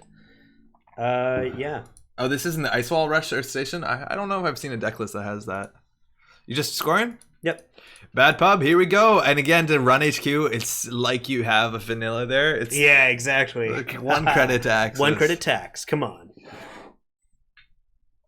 All Look, right. They didn't even run. They didn't even run. All right, so in this case, I might Ice HQ. I'll put the Afshar over HQ. Flip it. Cool. Rashida. So you could have put an ice there, but instead of putting an ice, you flipped to this. Can you just hover that? Yeah. So if they don't run HQ and get through an Afshar, which can be pretty difficult, mind you, Afshar is weak to ice destruction. Again, with Devil Charm, they're definitely on it. Yep. So as soon as you res that thing, it's basically dead. Yep. Now the thing is, don't res it. Because if they don't install another program, their chisel isn't going to archives. True. This is something I actually did in a game. Somebody put a chisel on a face down vanilla, and I just never resed it. Yeah, and now you've just taken up their chisel. Yeah. I wonder if Magnet is good now. They just flipped it. Oh, darn. Okay, so this was technically worse than ice. Yeah. Yeah. And they trash it for free with Bad Pub. So icing this, if you didn't flip and iced it instead, we would have got the Rashida. Okay. All right. So this is actually now not that useful because I've already scored my one hostile takeover. But you have game. 3 hostiles. I do have 3 hostiles. Fuck yeah. All right. So what do you do? What do? I think maybe I start icing up. Are you worried about HQ? I'm a little bit worried about HQ. Okay. I'm just trying to decide what I put over HQ. I might put border control over HQ. Is that better than the remote? No. Okay, so I'm gonna put Aket over HQ. Okay. Do you trash this ice? Because it would save a credit. Yeah. Oh, how do I? So you just drag it to archives, and give yourself a credit. Okay. Yeah, border control over the remote, and then I'll just put her down. Sure. But you also put her in flip. It's really hard for them to contest anyways, though. I don't know if they're gonna trash her. No, I mean, right now I'm happy with this being a bit of attack. So yeah, that's cool. All right, they're on 4 credits. The thing is, they don't have a lot of cards in hand, so they're gonna have to spend some time drawing. So, considering drawing, I've had worse. What is the Ice Wall Rush? I don't know. I do have Ice Walls and I do Rush. I'm assuming there's a deck list somewhere that has a lot of like very rushy, cheap ice, and it just wants to get like Ice Wall Quandary equivalent. Cool. Oh, you have Tollbooth? I do have one of Tollbooth. Why? I don't know. I just want to put one. I had spare influence. I wasn't. But Tollbooth is your good big ice? Yeah. Wild. I wonder what my good big ice is. I think it's Fairchild 3, but that's one more influence. Yeah. I mean, I do have the spare influence, so maybe I should do that. I love FC3. People don't expect it, and it hits way harder, and it's way cheaper. It's also really good when they try to run HQ then the remote. I'll just put the drawer on D. So what's the thing now is like you want to draw an agenda. Yeah, exactly. I want to draw an agenda. I want to get this started. Do you try and roll the Kayambe just so it's taxing? Yeah. I mean, I usually wait until I have like something that can actually benefit from it. Like the Ocket might have been over. That's why I was trying to decide if I want to Sure, put the sure. Ocket But there. anyways, if you put an advancement counter on the border control, as long The as you don't Kayambe trash is good. it, It's it's true. still Yeah. good. I do forget about that. Yeah. That's good. That is good. Yeah. I'll just put that. Put that. Do you flip? Yeah, I'll flip. Is that better? I don't know. So they got a Paladin, so they definitely want to install something. And also Kiko Paladin, that's so much economy, right? Yeah, that's a lot it's of like money. 2 credits a turn as long as they can install something. And that's a Simon chip, so here we go. This is going to be just like Chisel Recursion. But they didn't trash a card this turn, so now they're basically just getting a Data Sucker dead, so they can reinstall Chisel. Uh-huh. I'm really excited to play this null deck. So if you res this, they will instant Parasite it. Yeah. Is that worth it? To get rid of one of their parasites? Because they'd have to use the Devil Charm as well, right? No, they're just null from hand. Oh, they're just null from hand, of course, and it's only strength 2 right now. I think you res it. It's better Okay, this but than why the do I- border control. Yeah, for sure. Because it eats it, and they only have so many Simul chips. True. And it trashes their data set. Yeah, yeah, right? okay, yeah. The point is I'm trying to reduce their resources, so I'm going to res it. Oh, they have to do things on approach, right? Because they're going to install other things Mhm. before they hit. Oh, yeah, sorry. Yeah. The Bad Pub goes pretty far. I guess they're actually not spending any real money because they're going to Simul chip in. Oh, they had a paperclip. We didn't even pay attention.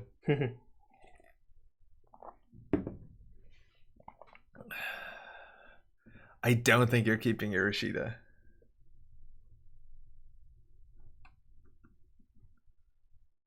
Yeah, they're in. Okay. So right now you're getting punished because we have only low strength eyes. I would Devil Charm it. I think it's still the same. All right, so if you res this, they will just eat destroy it. They yeah. will destroy it. And I don't want that to happen. No. So I'm just going to lose it. So you have to hit continued encounter. Yeah, that's the thing is like Toll Booth is now such a liability. You're paying 8 and they'll immediately destroy it.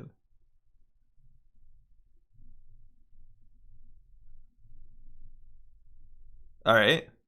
Arella lives. Yep.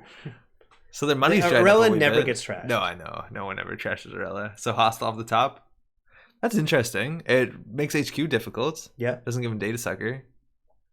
Yeah, I'm wondering. There was one game where I put it over R&D, and that really shut down a Kushuk deck. Yeah, I believe it. I'm not sure. I might draw again here. Classic. Mm-hmm. I'll draw again. Okay. Honestly, with your hand, that's pretty good. Do you do Chrism or you go for money? I never like showing I have money if I don't use it. Yeah. Yeah, I think I'll just Chrism over HQ, but I obviously I can't flip it. Mm-hmm. Yeah, I'll just Chrism over HQ. I think a fun thing in this deck might be play a different upgrade because they always assume it's Chrism and it turns out it's like a price sec or something. Oh yeah, that'd be fun. Because that's definitely a Chrism on HQ. Just drawing cards. And they're not going to run this turn, so Hishiko's going to flip back over. Am I right? Hoshiko. It's a joke. I'm so used to playing You're just against making a it. joke. Yeah, Of course, yeah. I was just making nonsense. No, that was fun though. All right, so you can DRM. You can't score it. And the remote is actually kind of weak. Yeah. You could do DRM install flip, and then you have the Chrysium defense, but then it could reg HQ twice. You might get away with it. DRM to DRM flip, and then Advance the Oaktown or whatever. yeah. You could get away with it. Yeah, honestly, I'm tempted to try it. Yeah, there's Because they don't have a lot of money right now, so it's not like... No, their money's pretty bad, but like you're one stim hack away from it being poorly. I'll try it. Or Cyberdex. Oaktown, you make money if it doesn't work. That's the big difference between Oaktown and Cyberdex. But I've got money. Okay. Cyberdex, if it works, then that's even better for the rest of the game. Yeah, yeah. And it would wipe out their data sucker.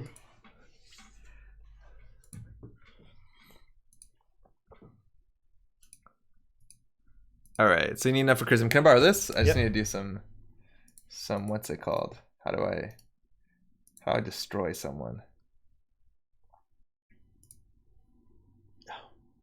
Merciless. Yeah, there. Cinco, I dealt with that. You want to multi-ice the remote ASAP, don't you? I think so. I think yeah. you want multi-ice just so that they can't get through with a single like clone chip or simul chip threat. Huh? All right. That's good. So once they encounter it, it's 2 strength. You could triple advance to make it 5 strength, but they'll still just like that's terrible because of the devil charm. Yeah. So before they access, you just need res the Chrysium. The Trash and Black Orchestra, pretty good. Continue to pass. And then yeah, this is technically the window you want to do it in, but right. they'll still access. I don't think it changes anything. All right, they trash Chrysium. Okay. They have no money. Oh, and Arella gets a Colossus for free. That's cool. Yeah. Arella's a good card. Oh, they're still running. Okay. Yeah, because you're going to have to res the border control and fire it. Yeah.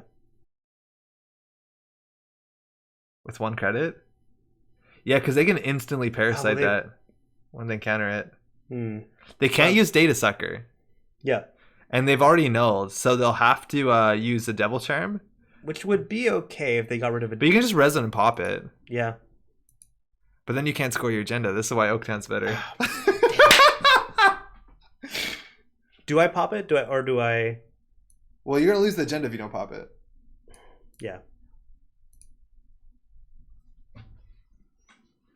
If you res, you won't be able to score. Well, if you don't res, you won't be able to score. Yeah, we lost it. Oaktown is definitely. Oh, this is bad. Oh no. Wait. Do you just Audacity? So yeah, I know. That's what I'm thinking. But then this only installs from hand, so you can't even Audacity. Oh, do you Audacity the agenda? Yeah. Yeah, definitely. Yeah. Yeah, definitely. Yeah, that's way better. And they don't have anything in here. Yeah, that's way better. All right, so we're actually gonna get money and purge. And a purge. What's a relative res? 2? 2. Oh, don't draw. If you draw an agenda, you're fucked. No. Yeah, okay, cool. Yeah, just Audacity. Yeah, totally. I don't know if I've said hi, Sads. Yeah, that's the one of Audacity, right? Yeah. Okay. Yeah, man, now if they hit Cyberdex, and I know Cyberdex isn't in this deck, how fucking good it is. Yeah, that's great. You're not running NGO, are you? No. Rashida? Rashida's, for sure. Okay. Wall to wall? Yeah. Okay. 3 of them. And they have to do something with Trickster, so Trickster's gonna fuck them now because they have no ways to use programs because we can't res anything. And now, of course... Oh, no, they are... Oh, they're just running so they can use Trickster. You don't have to run to do that. Oh, yeah, they can just do that anytime. Wait, Trickster's super easy to use. Yeah. Yeah, because you always boost strength of breakers. Wait, why am I not doing that more?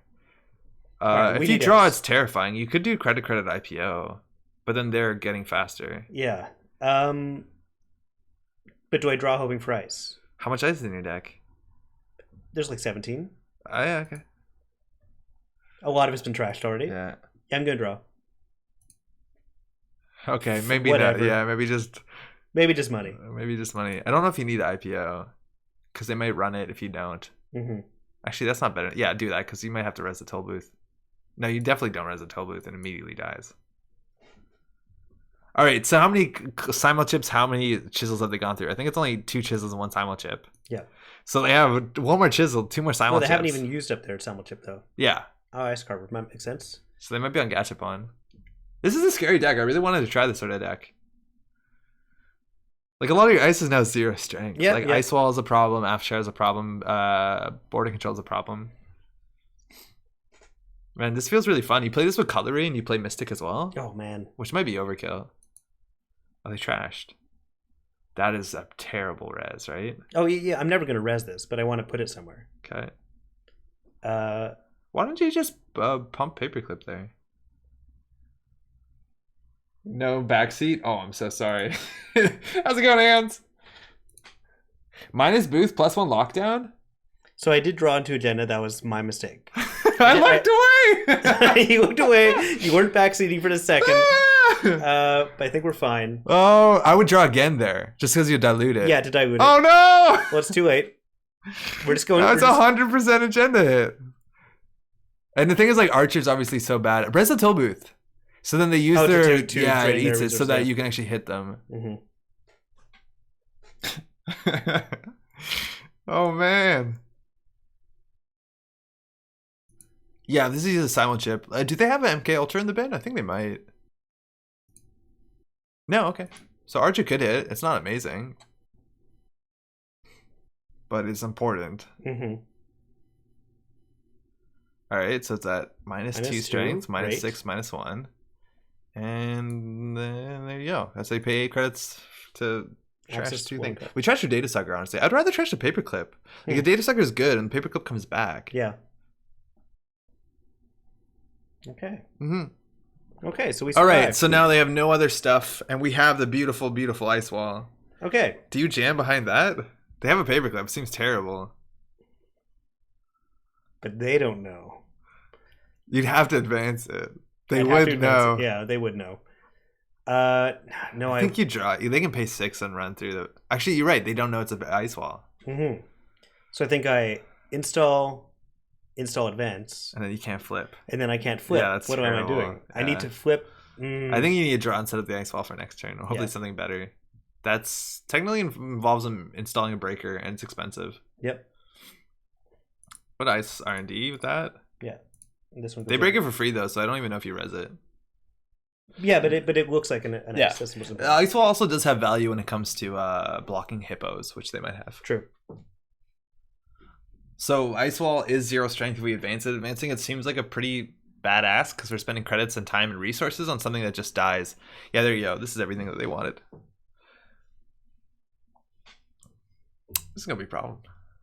Oh damn. Oh yeah, now they close the game No, off. it's a problem. Yeah. Okay. So if you res it, they break it for free, so you don't do that. Yeah. Hopefully they at least tunnel in this, but also now Amakua gets through Thimble Rig. Mm-hmm. We're getting all fucked on here, man. Oh shit. That's the only Audacity, right? Yep. It's Oaktown, Arella, Oaktown. Oh no. All right, so we're drawing an Arella and there's an agenda on top. Oh boy. Install advance flip. Yeah, okay.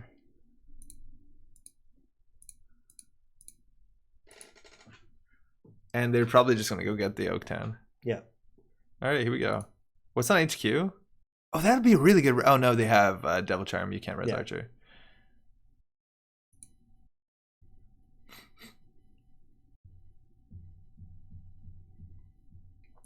Just going to trash the Oaktown. I don't know why they're running with Stargate when they know. Yeah. I guess it gives them more information. No, but you steal it, then you run back. Maybe they don't want to steal because they're worried about punitive, but we only have 7 credits and I've had worse in hand. Yeah. Yeah, I feel like you don't want to do that. Yeah, I feel like they should have just trashed the Kayambe or something. Oof. Well, at least we got an agenda. And maybe they'll be forced to kill Paladin Puemo. Nope. Good thing is Amakua has nothing on it. Yeah. Oh, damn. That's okay. We're scoring right now. Mm-hmm.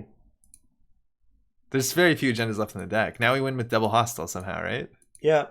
Do you res Arella? I guess I would have. Yeah. Oh, shoot. Undo click? Yeah, I think so.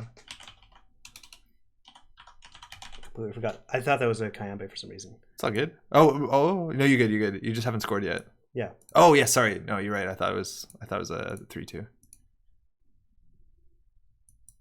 Yeah, I'll just put her in. And then you gain 4. I gain 8. Okay. All right. Now we're on. Now we're on. And this will attract attention to the remote. And they need a flip. Unfortunately, all the ice is hot trash. Yep. That is very bad. Oh my god. There's nothing I can do. You purge to gain 8. You can purge to gain 8. Yeah. Yeah, Cyber is so much better the more you have of it. No, you don't. You don't. Right? No, of course not. It gets eaten. Oh man. But hey, they're running this. Unfortunately, we can't res the remote ice because they break it for free. Yep. That'll be the bad pub. So they know the top card on the deck. I forget what it is, but they don't know 2 below it, if I'm not mistaken. Nobody ever trashes Arella. Okay. This has got to be it. It could be. It could be. Yeah, that's it. Yeah, that's it.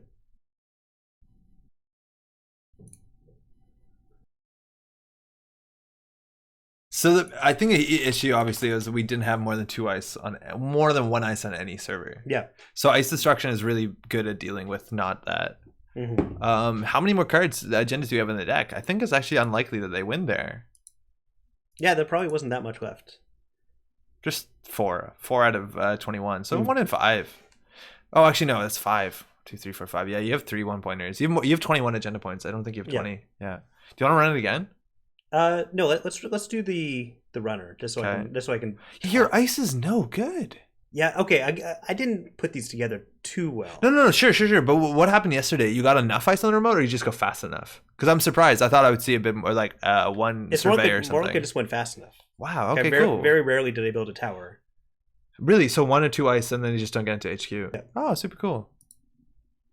Okay, cool. Hey, good game, Flip. So what do you do against this kind of deck? There's easy tech stuff you want to do. Like, I think very easy is, well, ice destruction is really good. Our stuff is pretty low strength. But that's why I said, like, playing Sneak Door Beta is a really big deal. Against Kayambe, you have cards like Political Operative, yeah, which is really good. Just getting out AI is really good. Like, I don't know, you could easily put AI hate into that. Yeah, but like, for sure. because nothing is over in that deck specifically. Nothing is over 1 to 3 strength. You can get by with an Amaku on pretty poor. Of course, they're going to purge some value if they have something scored. But after that, that's the thing, is like that's different than a lot of the space station decks that I've seen that actually will do Glacier, where it's like 3 ice on their remote, they're all advanced, and that stuff you need big stuff. Like Boomerang is pretty helpful. Stealth does that really well as long as you can set up pretty quickly. Yep. I think obviously ice destruction is really good. In Anarch, if you can rebirth into Omar or play Omar, that's obviously pretty strong as well. There's definitely some things you can do, but if a lot of those decks don't find slot for like hard hitting news or C source or punitive, sometimes punitive more than anything else. So, well, 5/3s are kind of hard when they need a flip. So like keeping the pressure on, keeping them poor is really important. Yeah, I do agree. I think the ice needs to be reworked for sure. Like, I don't need the toll booth. I can replace it with something else. I mean, the runner. Oh, how do you play against that runner? Oh, that runner. You need more ice. You need ice that isn't cheap. There's, again, like tech cards you could play, like Arc Lockdown is really strong, Magnet, stuff like that, things that are untrashable, which I don't think exists anymore. That's a big reason why like I played Assets, is that like I thought a lot of people would be playing Stealth and a lot of that sort of value stuff, and that deck doesn't really do much against Assets. Their economy is actually like pretty bad. That deck is super weak to hard-hitting news. Like, their economy is really rough. C-Source, all that sort of stuff can be super rough. I think that's a pretty good start. You just need another pressure, but like if your whole game is, and even like defensive upgrades, they'll struggle to deal with, like things like Ash. If we get a Kayambe that actually, like if we res Kayambe, they have to pay like 6 to access and then trash it. I don't think they can get away with it. Oh, fucking acid spam again. Yeah. How's it going, Michael, by the way? Tags destroy me? Yeah, I believe it. Like CTM, I don't think they'll have a chance again, because if they trash ice, they get tags anyways. We're playing against Gagarin, which is an acid spam deck. It says the additional cost to access a card in a remote server is 1 credit. You kept that hand? Yep. Why is that? It had a bit of economy and a buffer drive. Okay. Starting with buffer drive early, just to show it working with Max, mostly. Cool. So buffer drive lets you put cards back into your deck from Max after she mills them. Well, we have 2 of them. We lost a Stargate and an Orchestra. This is it's a big deck. This is a 54 card deck. Yeah. It's not exactly a lean deck. So what kind of cards would you like want to draw in and set up with? I mean, I'm hoping to draw into my like the bin breakers. Obviously, I've done that. So we have 2 of them. Yeah. We don't have a Doria, right? No. Okay. No, that's right. I'm using MK Ultra. Okay. Yeah, it's strictly bin breakers, which may be a mistake. Like, I think in another version of the deck, I might want to go for a Dore or something else. It's hard with Max. Yeah. But I am running companions as well. Like, I'm hoping to get a Paladin Poemu early on or something like that. Cool. Anyways. So 2 cards on remote, easily Rashida, easily Commercials Bankers Group, Tech Startup. We have to worry about tags. We have no tag tech, right? No. Okay. Yeah, so I'm not inclined to start running either of these yet. Okay. I'm going to set up a little bit. There's actually another thing. That was another tech card that I put on my decks. This has nothing to do with this turn. I guess not. But another card that I put into the Geist deck, which is a bit specific for Geist because it's hard for other people to do it, is to play. Oh man, you're gonna get hard getting used. Is to play. What's it called? I was playing. on the lamb because I was worried people were going to do hard hitting news with false lead, and I never installed my on the lamb once in the whole tournament. Yeah, they're drawing. Thanks to the stream as usual. Congrats on GNK win. Hey, thanks Sagnar for coming by. Enjoy the rest of your holidays. We do know that GFI is a restricted card. I don't actually know what that would prevent in a Gagarin deck. I think it only prevents like Mamba Temple. You didn't get hard hitting news though. That's pretty good. No. Okay, so now I have a choice between Liberated Account and Dirty Laundry. On the bottom of your stack. Yeah, to put at the bottom. Does that ever matter? Can you shuffle your deck? No, I don't think there's any shuffle effects. Mostly Buffer Drive is just there. Oh no, wait, I do have some shuffle effects. What shuffles? Harmony AR. Okay, so if you have a shuffle, that it matters. Yeah, exactly. Okay. 2 points, no hard hitting news. Yeah, technically 3, right? Because they don't get it. Okay. Oh yeah, Hippo's good. All right, but now I do want to run some stuff, so I'm gonna. That costs 3 credits with the access. You didn't get punished the last turn. The chance you get hard hitting news here is only a bit higher. Yeah. Yeah, I'm gonna go for it. Okay. Just keep them a little bit poor if I can.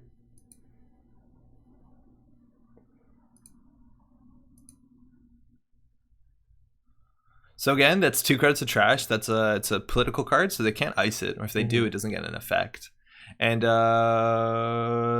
it's good. Gives them 3 credits a turn, which is a lot of money. Yeah, it's pretty and they effective. generally use that money to leverage things like hard hitting news or C source or what have you.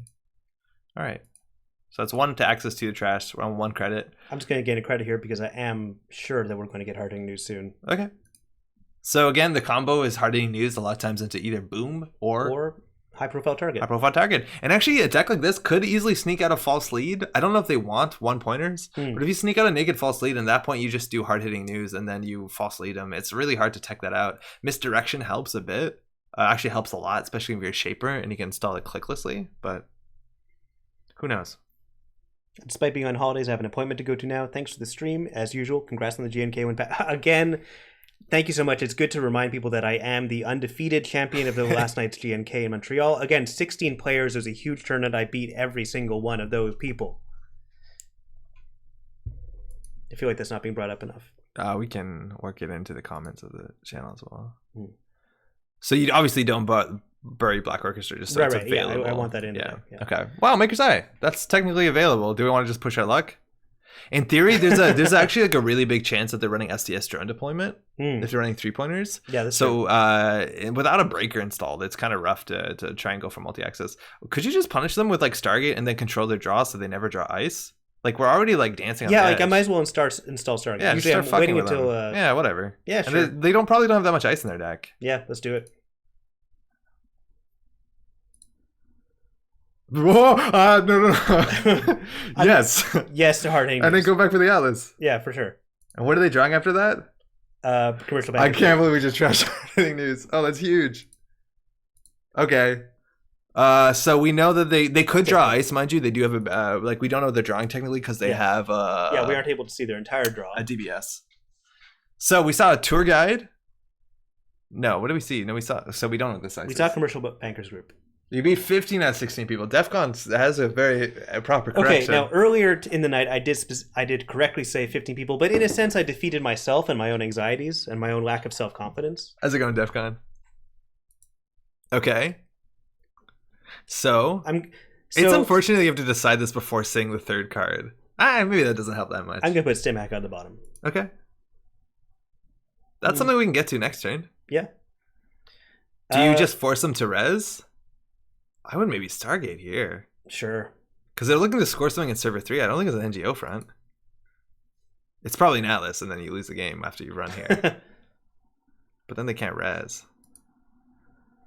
Oh, this is rough. Wait, that's an agenda. Ooh. Show us. Do you just trash the Archer and run back? Yeah. Yeah, I guess so. Okay, they could res, but then they can't score. Then if they res, you run server 3. Mm-hmm. Yeah, we're winning this. This is aggression. Congrats, Undefeated Patrick. Next up, Undefeated Regionals. How's it going, Richard? It'll happen. I think Store Champs Undefeated is next. Yeah, that would be. No, I'm gonna skip that. I think. I think it wouldn't be fair. Oh my God, Pat! Do you run the remote and win the game? Yeah, of course I do. Yeah, of course you do. Okay. Yeah, you can hit that. Okay. Okay. All right. Come on.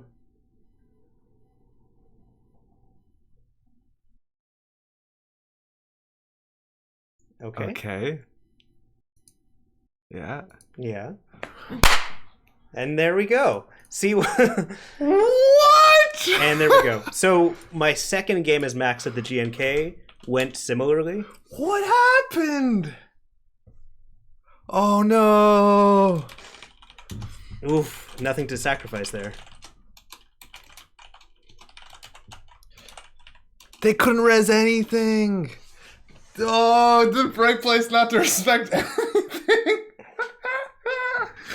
Oh man, that's amazing. Yeah, so my second game at the GNK, actually, I ran R&D once, stole an agenda, ran R&D again, stole an agenda, then installed Stargate, and Stargate ran, and I trashed an agenda that would have been the third card, and that was the winner. So it was in archives, just waiting for me to run and steal it, and they had a turn to draw Preemptive, yeah, to preemptive or something, but they couldn't get it.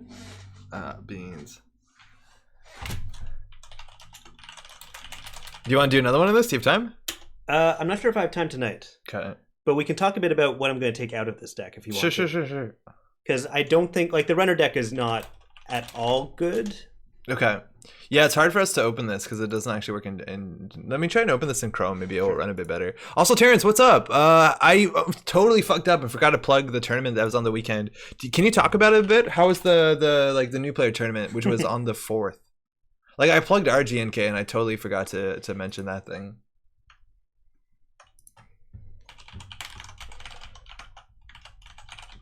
You saw I have a Smurf, and then sometimes I just, you saw it right there if you pay attention. I'm generally like, if it's in the middle of the workday, sometimes if I have a third monitor, I'll just like Smurf other games. But I don't use my own name because like I can't be there to talk to people. Like if someone says like, hey, what's up? I can't do that.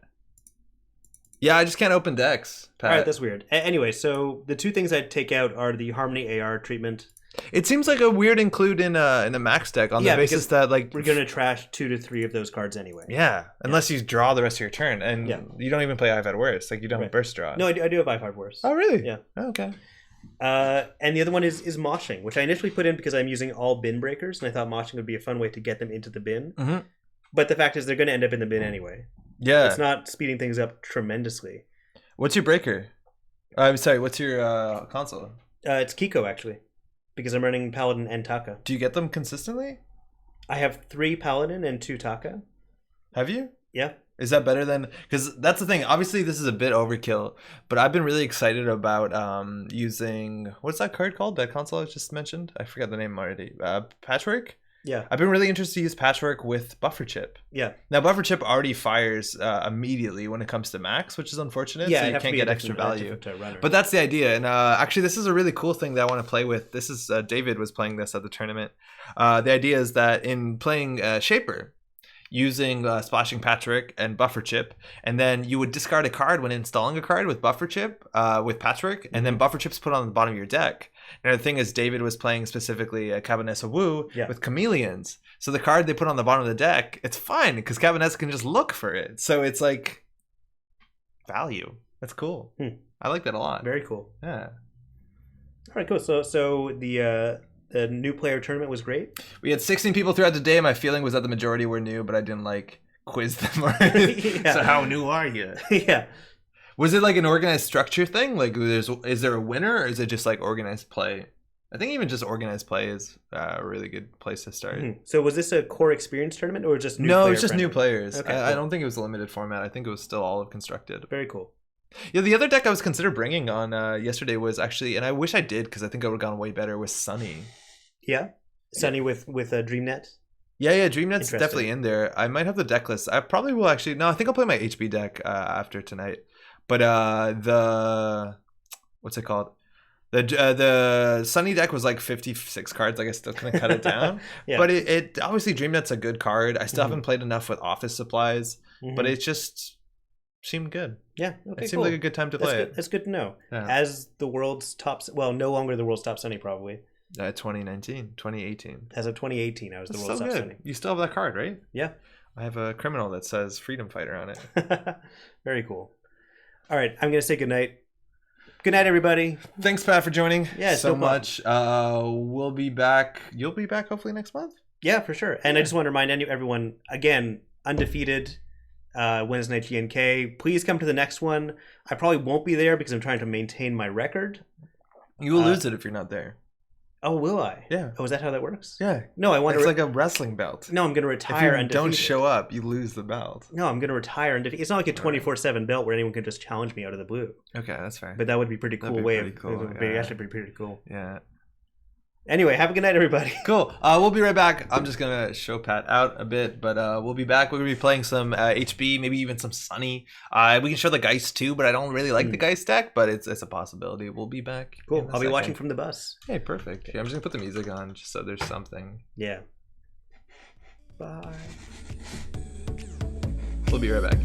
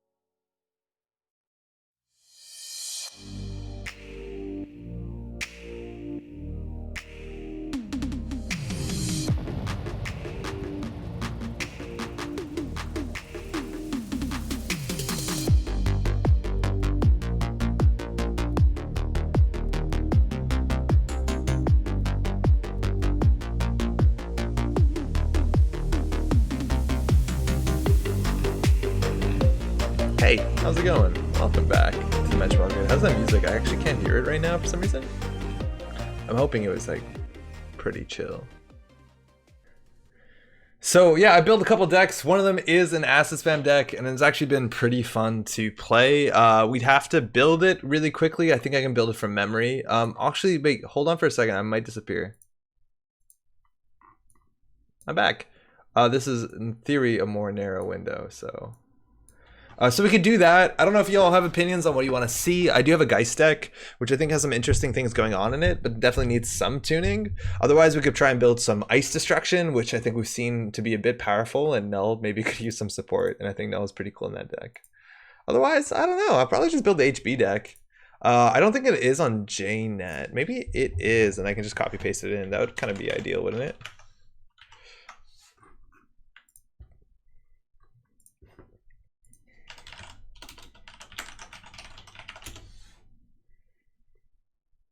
Geisto. Oh man, it's got a bit further from here, but this is where we started. What do you think for HB? So Defcon, I wanted to try originally, and this is where the deck started with Tranquility Home Grid, and also Manta Grid, which unfortunately got cut. But the idea was to play a deck that was somewhere between like an old Estelle Moon's HB deck. I used to play actually before. I feel terrible saying this, but before it was cool. I used to play like a Lakshmi Smart Fabrics HB deck. This was around like regionals, maybe 2-3 years ago. And I found it to be a lot of fun because people don't really play around this card. And it's actually very interesting. I don't think Film Critic is that common right now, which is actually a big part of the counter to this thing. So this is really cool. And there's a bunch of other cool things to it. So I wanted to be able to draw a lot of cards and filter my card draw so we could play it. So I'm playing, excuse me, Calvin Bailey, which is definitely very strong. I've never played this card before. I cut it down to 1 card. And then I'm also playing Tranquility Home Grid, which was meant to be kind of like my Estelle Moon that would give me fuel for installing cards, and then I could keep going. Unfortunately, this card doesn't work out that well with assets, specifically assets that are permanent, because sure, the runner could trash them and then you could install something else here, but it just isn't that good of a slot. This is way good with more like assets that don't, or upgrades specifically, but also assets that are a bit more ephemeral, like things that disappear and come back. So this deck originally had 3 advanced assembly lines, and that was really cool because you could install into Tranquility Home Grid, draw a card, install that, draw a card, make credits. But I actually cut all of these as well. So I think the changes I made to this deck, if I can do this really quickly, we lost one of these. Yeah, this is a 2, this is a 1. I think this is correct. I think I have a bit more ice in there. I could actually pull it up in a second. I think there's only 1 Bailey. There's definitely 3 copies. Excuse me, I hit the mic. There's 3 copies of Maryland, just because this deck in this iteration had like no money in it, and that's definitely a problem. We have 11 agendas because we're actually playing 54 cards. I need to fix this. 1 Restore became an Archive Memories because I felt like recurring Mind You Fully Operational, which is a sick card, is really cool. Actually, this should be a 3 of. It's really good. And we recurring Biotic Labor as well. And the Manta Grid's left. This card is, I thought, surprisingly cool because having an extra click in a deck that has Jeeves is really strong because we have a lot of 4/2s we want to score out. Unfortunately, a lot of players could play around this and either not on last click or have some money. This is actually a pretty cool surprise, and I could see this firing a fair bit, and I want to experiment with this a bit more because 1 to 5 is a good ratio. If they're clicking through ice, if they have fewer clicks because of MC austerity, this is actually a pretty fair card, and the numbers on it are absurd. But fortunately, that got cut, and Tranquility got Home Grid also got cut. And I think I'm forgetting 2 cards to put in this deck, and I just can't remember where they are. I'm assuming actually this ice. Let me grab it real quick. 1 second.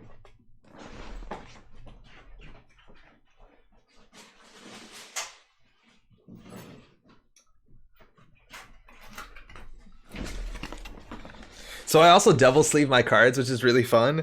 And now, because it's double sleeve plus a 54 card deck, it is like absurdly tall. And people are really confused when they see it. Yo, how's it going, jogging? All right, so just go quickly through it. We have Jeeves, Rashida, Mega Pre is really solid. Obviously, we have team sponsorships. 3 fully operational is the way to go. Oh yeah, we have 1 Cyberdex, which is incredibly cool. Not only because we have to deal with clots sometimes, but also because we have 2 copies of Cyberdex Sandbox.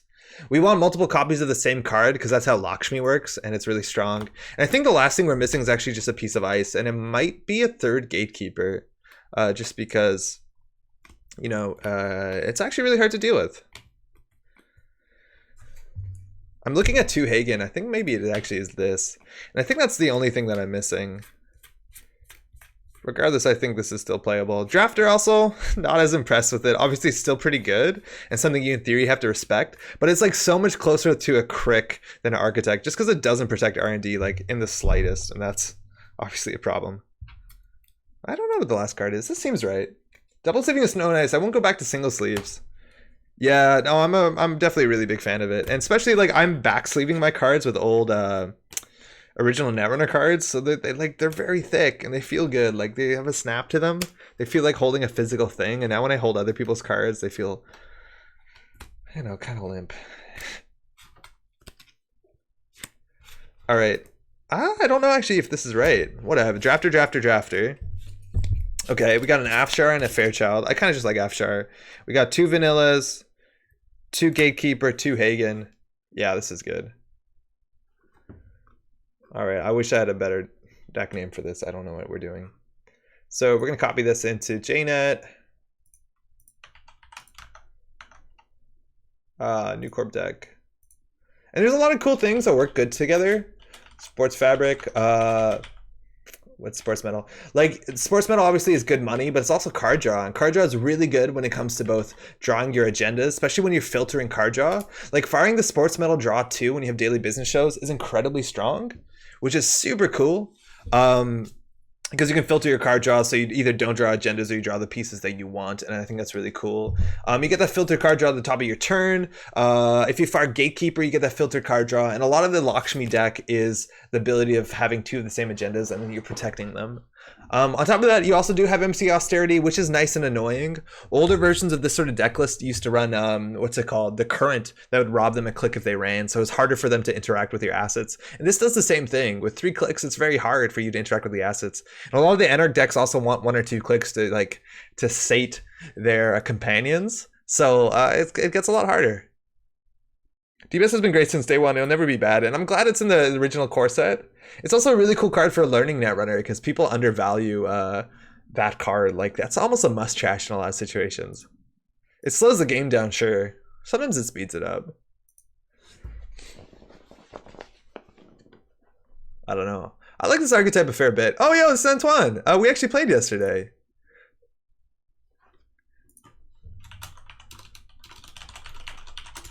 He played against this deck. I'm assuming he's going to be playing the Cabanessa. This might not... Hey! All right, so this is round 1? Yeah, Cabanessa. So he's played against this deck. He has some idea what we're up to. This opening hand is okay. I think Antoine now respects the Lakshmi Spire Fabrics. Funny enough, Antoine plays a lot with another player in our meta, and that player specifically only plays like Shaper and Jinteki a lot of the times. So that's, apparently Antoine said that's all he knows how to play against, because that's basically all they practice. So he's a bit out of his comfort space when he was playing against HB. Opening hand is okay. This Cabanessa is one of those ones that like sets up with 2 Rizekis off the top, and then it's doing this really cool like I think they're spamming. I think they actually rebirth into Kit, if I'm not mistaken. Opening, we have the Lakshmi Austerity. The political dealings is a bit. I think we can mulligan for something better. This actually got a lot worse. We could have kept that for sure. There's just nothing that was good turn 1. But I actually don't mind if we lose a Mega Pre. We can draft for the Mega Pre. All right, so there's pressure from R&D. It's a Hushik deck, so it takes a while for them to set up. We're gonna have to zoom out for sure because I'm hoping that we get enough assets. I'd rather actually score the Vitruvius early. They could contest this. Yeah, this one's actually a really good one to lose early game because if they steal this, we get 2 credits and then its ability is live, which is really powerful. You don't probably get huge fully operational hits, but enough to keep tempo. You actually do. It's not huge. You get like 2 or 3 servers that are iced, and that's like a really big deal. 2 or 3 servers that are iced, and you also can recur it a fair bit. But like a lot of times you play just to get burst draw, so next turn you're online for Lakshmi, and that's good enough. You're not making absurd, and a lot of times you just play it to make like 6 credits so that next turn you can biotic out. It looks like we're going to get away with this, which is really good. The question is, do we advance it a 4th time? Unfortunately, we don't have money, so we can't. We're going to score it to gain 2 credits. And then we have a click left from Jeeves, which is pretty great. We can jam the Austerity, which is fine. We could ice it up. I'd rather actually take a credit just because we can't res this drafter. How's it going, Austin? I don't know. It's like really easy to get enough value with fully operational. Like if it's just 1 credit, draw 4. Like that's a good card. And here they could steal an agenda and it gives us money, so I feel okay about this. Even card draw would be okay right here. Good cards are good, yeah, right? Dirty Laundry given some money. I think we could actually install this advances and jam this naked. If we get a 3rd install, it's probably good because we can do install, and get a free click. Money's going to be an issue though. That's it. This does threaten clot, which is something we have to play around. So we'll do server 1, new remote, new remote. And we can res this and hit it, but I think it'll draw their attention, which is important. Unfortunately, we can't actually afford to res the ice or score this agenda, so this is actually probably a pretty shitty play. I just don't care if we lose this so much. We can keep it on the table. And they're assuming one of these is a team sponsorship. Ideally, they steal an agenda here and we get 2. They only have 3 clicks. Like, we need the 2 credits here. Next turn, we can click for 3 hit austerity. And they generally need 2 breakers to deal with the drafter, but with 2 credits, like, they might think it's a vanilla, but I think you can face check a vanilla. 2 credits, there's not much else we can res.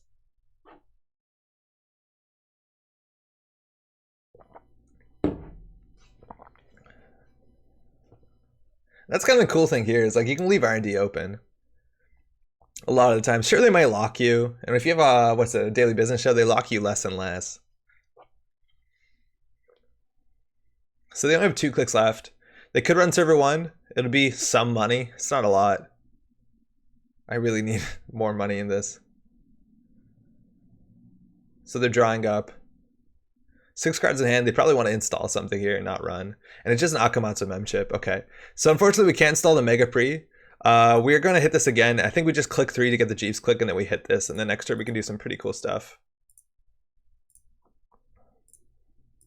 So now we can threaten to res this. Next turn, we get in triple events, the Mega Pre. We can install team sponsorship, install a second team sponsorship, res both of them, and hopefully we draw an ice in our agenda that we actually want to install here. Ow. Ooh, I don't know if you heard that. I popped my finger really loudly. Single access off the top. They knew that we just drew a team. Trashing tech startup. They might go again. And I don't think they will actually want to contest this austerity because I think they think with fast. Oh, that's amazing. Because now this is worth more points. Because now, yes. Oh my god. Because they're going to just basically keep this to clamp clot. So they stole this 3-1, which means this is a 3-2. So we're technically on game point. So hopefully we have something to install. We do. Unfortunately, the install order of this is a bit awkward. Because we don't want to res this. So all we're going to do is res the team sponsorship to reinstall the tech startup. Yeah, I think that's probably better.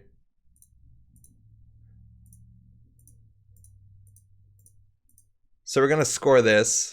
We can draw cards or credits. We need a bit of money just so we can threaten out a bit. We'll do this team sports medal first. We could always draw and install, but our money's really bad. So I'm going to take the money. And then we can install something. We'll just install the tech startup, which is a threat. We'll put it into a new remote. We have 1 click left. We could just go install the MCA austerity or hit the MCA austerity just so they have fewer clicks. And I'm sure we can force them to pull out a clot, which is pretty good because then we're taxing out the simul chips, which they're also going to need once we purge. And we can purge with Jeeves at pretty good value. But we want to use this to get a burst draw card if we can. We're going to get our Lakshmi done. That pop came through super clearly. That was really good. So here we can force the res. This doesn't actually do that much. It forces them to do something, but they might just let us fire this. And then we can install the Lakshmi. Having the Lakshmi on the table before this is also pretty good. Yeah, so we can't add a card from Archives. Install a card from Archives or HQ. We can just install the Lakshmi. It's fine. Yeah, if they burn the SMC, it's okay. I don't think they will. They want to keep this for clot threat. They're going to go trash this. Now this is actually a bit better. We could always archive memories of back. This could easily be a restore. And the top card of their deck, we're actually going to draw something else with tech startup.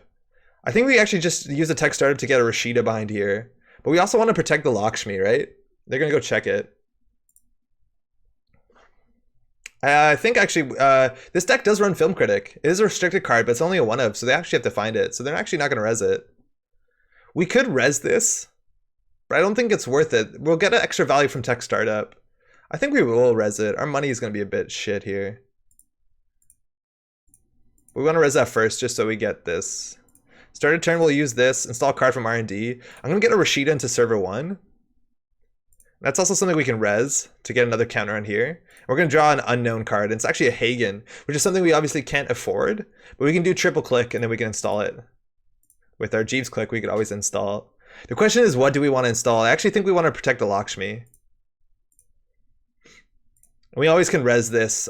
In theory, they know what this is, so you might as well res it. I don't think they're on falsified credentials. It gives us a Lakshmi counter, but I think we just res it anyways. And if they run through this, we're going to get back our tech startup, which is going to be annoying for them. They have 4 clicks. And we have food in the deck. If we can score food out, it's technically possible with... You generally need like Jeeves plus Biotic and then maybe political dealings or maybe the austerity. And we're going to draw a fair bit. There's a chance we draw 2 of the same agenda. Unfortunately, like we have only 2 matching cyber decks. We have 3 matching food and we have 3 matching or like we only have 1 more of these. So like this split up is obviously a bit bad. So it's unlikely we draw 3 the same. So start a turn. They have the film critic, so Lakshmi is now fucking useless and we have no way to trash this. So we can't depend on Lakshmi anymore. But hey, we got some really good cards here. Fully operational, can draw a fair bit. The Lakshmi is no good. We'll put Rashid in server 1. We'll put this in a new remote. We'll put this in a new remote. And we have another click. I actually think we want to put another Jeeves out there. Just because if they trash this Jeeves, we're in a bad spot. But hey, film critic is going to be a problem. Film critic is out. Yeah, I know, Richard. It's a big issue. There are ways to deal with this. Like there are a couple cards that trash connections. HB has like the beta test, I think it's called. One of the Helion alphas. It's either alpha or beta that can deal with it. And they're going to get 2 cards a turn. They're basically just setting up for the Rozeki, and we're pressuring them enough that they can't sit back and set up, which is pretty great. Like one of these could easily be an agenda, and they know it. And we really want to get back our austerity because it does represent some convoluted way to win. And the daily business show is going to do us pretty well. And next turn, we can always like make a lot of money with fully operational. We can play this for 5 credits. We can also draw 6. Paper trail. Yeah. Oh, I see what you mean. That pop came through. That was actually my hand. That's a Jeeves. So we're wasting their click. They could trash this. It's actually very important they trash Jeeves. I just think they find 5 credits to be unpalatable, especially when we don't pay 2 to res it. Paper trail is good. It's just good in a limited format. It actually does hit a fair bit. It's a sponsorship. A lot of people just say like, I won't let them score, so I won't hit it. They're gonna actually run everything here. That's a DBS. That one they might want to trash. Oh wow, they don't. Lovely. Are they gonna run the drafter? And you see they're checking. I do score naked against like Shaper that sets up. We've done it already this game.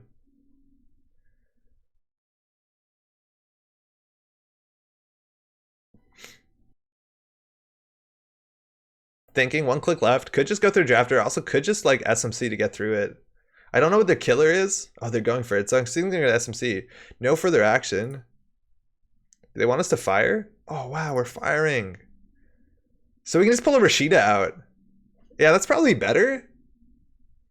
1 card from Marcus to HQ, so we'll pull this in. And then we'll install cards. So they'll trash this Rashida and we'll get a new Rashida.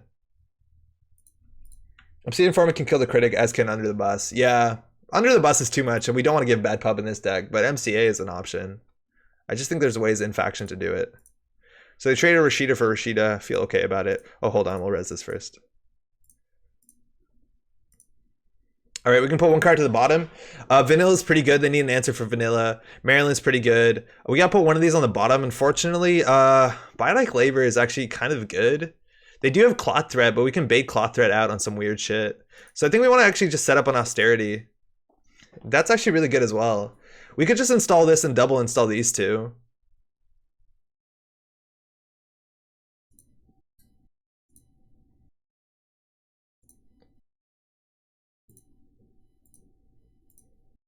So we have another click.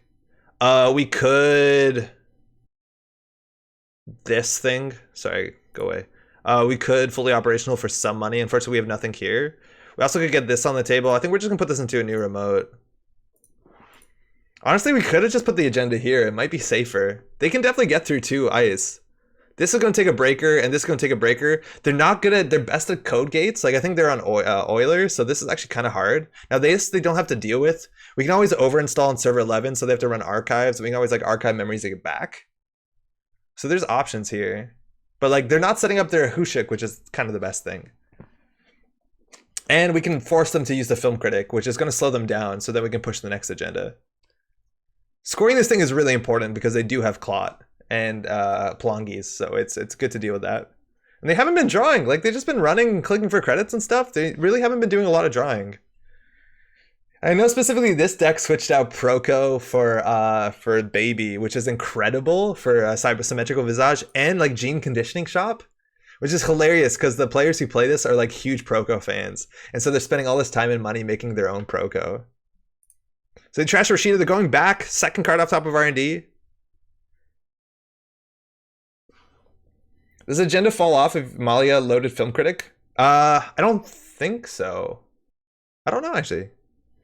So they stole a Mega Pre. That's the last Mega Pre, so they have 2 points. It's good that they stole that, because stealing a Seg one actually doesn't do anything. We could draw here and it'd be filtered. I don't mind doing that. We'll put the food at the bottom. Because this is the first time we drew a turn with Daily Business Show, it's filtered. And we're going to make enough money off of this. They're seeing a third card.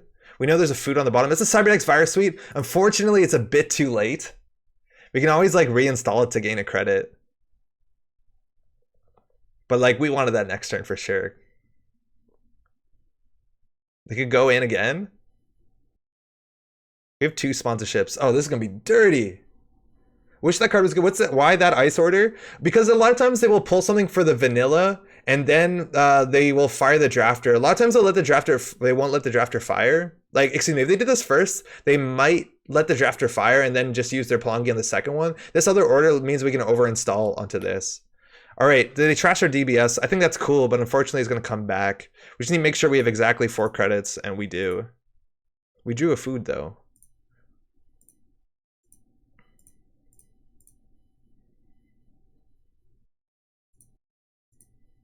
All right, so we're gonna score this. So what do? We're gonna first purge, gaining 4. Sweet.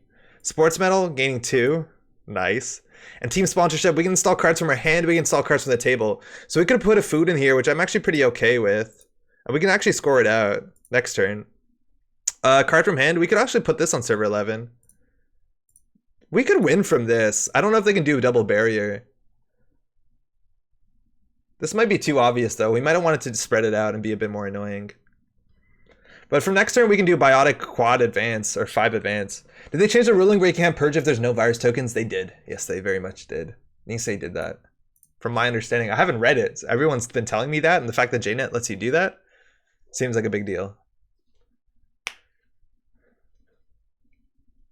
Oh, good. Yeah, it makes Cyberdeck Sandbox so much better. Like, so much better.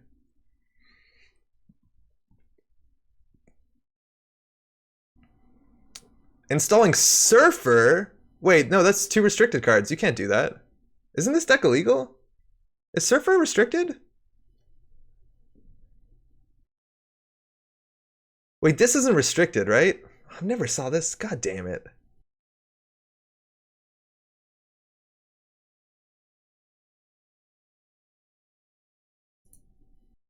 Fortunately, they're barriers. Fuck, I thought it was restricted.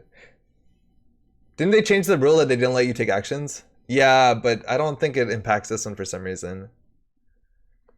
Unfortunately, this is still the best we have. Okay, they're on game point. We easily could lose this. Marcus, how's it going? Not restricted? I thought it was, but it's just Lamb that's banned in raid. Because this with Lamb was crazy. Man, I don't like Surfer. I think Surfer is a dumb card. Surfer Palangi. Oh, excuse me. This is on me.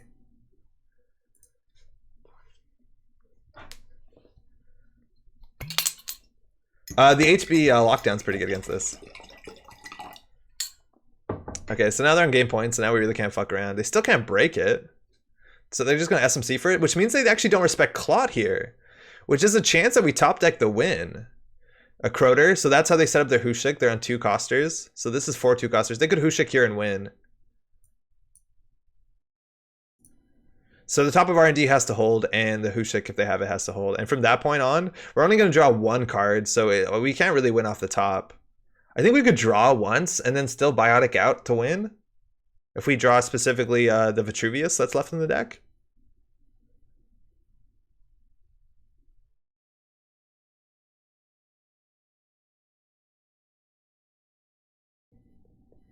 Oh, we could draw 2 here. We will draw 2 here. Okay, so we might have lost now, but obviously we have no idea. So we need ice on our idea, we don't have it. The Corp can always use a purge effect even if there's no virus counters currently hosted on any cards. This is an exception to rule 1.2.5. Awesome. Oh, they need still 2 to win. Thank you, Austin. Sorry. Yeah, you're right. I'm used to the second one being more points. Okay, so we're okay. And they trashed the Hushik to brain damage. Oh my god. The stim hack hit the Hushik. So good. Now this vanilla's on the outside, which is kind of the worst case. The best case would be the drafter on the outside. We can't really fix that. We have no ice in here.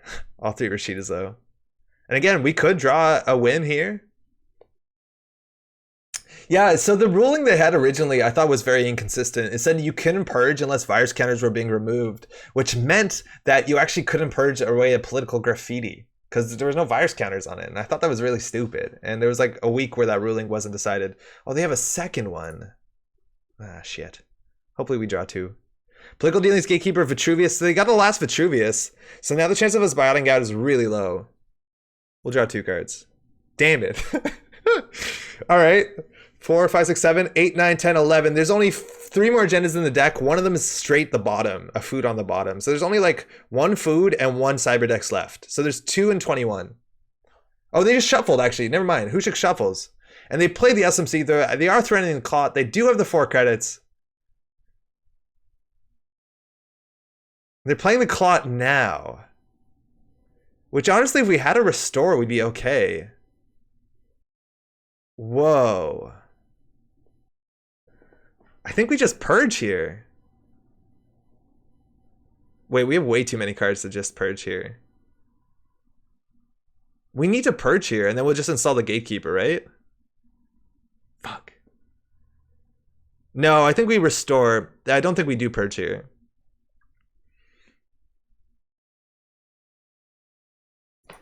Okay, so what do we have to do? We have to ice R&D. Then I think we install Austerity. Oh, we install Political Dealings. And then we do another install, and then we restore the Cyberdex Virus Suite. I think that's correct. So this goes on R&D. Install 3 extra restore Cyberdex? Yeah, I think so. Political Dealings would be cute. That could win us the game. So they just basically need a simul chip, the clone chip. This we can put into server 11. Gain an extra click. We will restore Cyberdex Virus Suite into server 11, which we have to res, but that's okay. End turn, we don't need another sponsorship. Happy Thursday. Glad I got back in time to catch the end of the stream. Hey, Baza, happy Thursday. Welcome to the stream. Glad you can make it. And this thing makes us 4 credits too, which is awesome because of the sandbox. So we're really threatening. And this is the question whether Restore Archive Memories is better. Archive Memories is good because we have a lot of really strong operations. But Restore is kind of just really great. 1 click to get a card back on the table. Also agendas. You can install agendas from archives. It's pretty cool. Draw, draw. We are threatening to win right here, even with Simulchip. Simulchip, we're still threatening to win here. So if we res this, we're going to be spending 4 credits. We'll have exactly if we res this, we'll have 2 credits. And then we'll get 2 from this, so we'll have 4 credits. Which is not enough to score out of food, but enough for Cyberdock's sandbox. Oh, but the purge gives us 4. That doesn't matter. It doesn't matter. If we store food here, we still win. No, I don't think we res this. I hope we don't. Okay. Well, we're doing good still. I think we start hitting this thing. I think we do res, hit. No, do we just do... I think we do... I don't think we get a Jeeves click this turn. And we might archive memories for a Lakshmi or something. I don't know.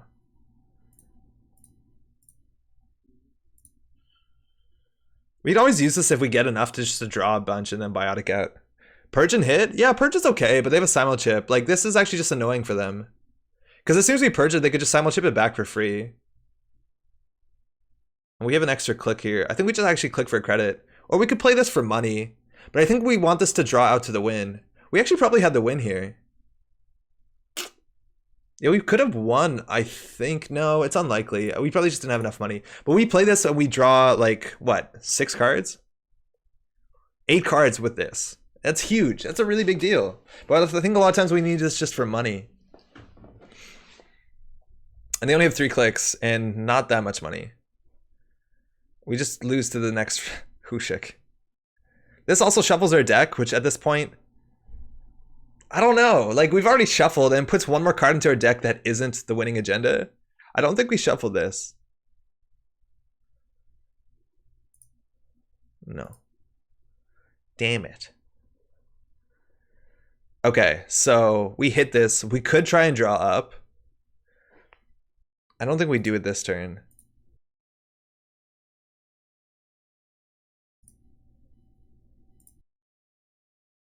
I think we're playing this for cash.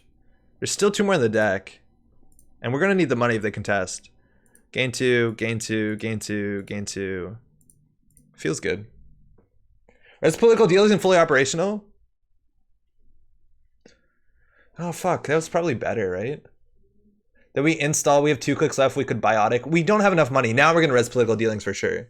But we just didn't have enough money before, I think, to do that. I guess we could like go back and forth. But we're definitely going to have to biotic out. If we draw the food, it's really awkward. But they only have 7 credits, 3 clicks, and only a corroder. And this is pretty good. Like 2 gatekeepers and 6 strength code gates. It's not bad. The thing is, like, they go win in 1 turn, and winning in 1 turn they do with their Oiler. Dirty laundry into HQ, this is fine. They see an austerity policy. We can always buy a turn sometimes if they try and access and they have not 2 clicks left, because we can Lakshmi HQ agenda. All right, so they're set up good. This means the Oiler's coming. We'll res this. I wish we could burst draw. We really can't. Okay, now we can. So we can do these 2 at a time. No.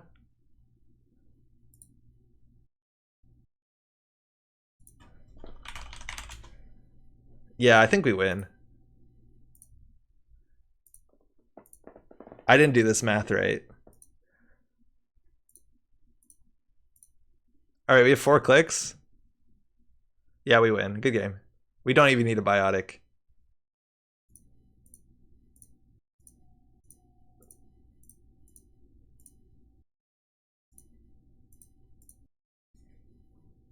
That's it.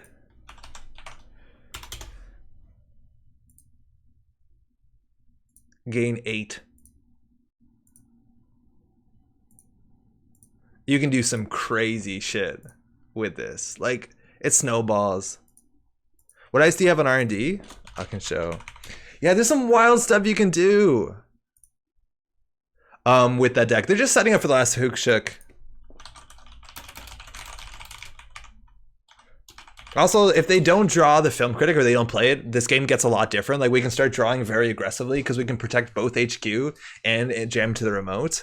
But having the ability to, like, obviously Cyberdex, and we still had an extra 2 clicks there. Like, we could have biotic'd out and we got the Jeeves click. We could have scored a food out from hand too. And I think there's only 2 agendas left in the deck and they're both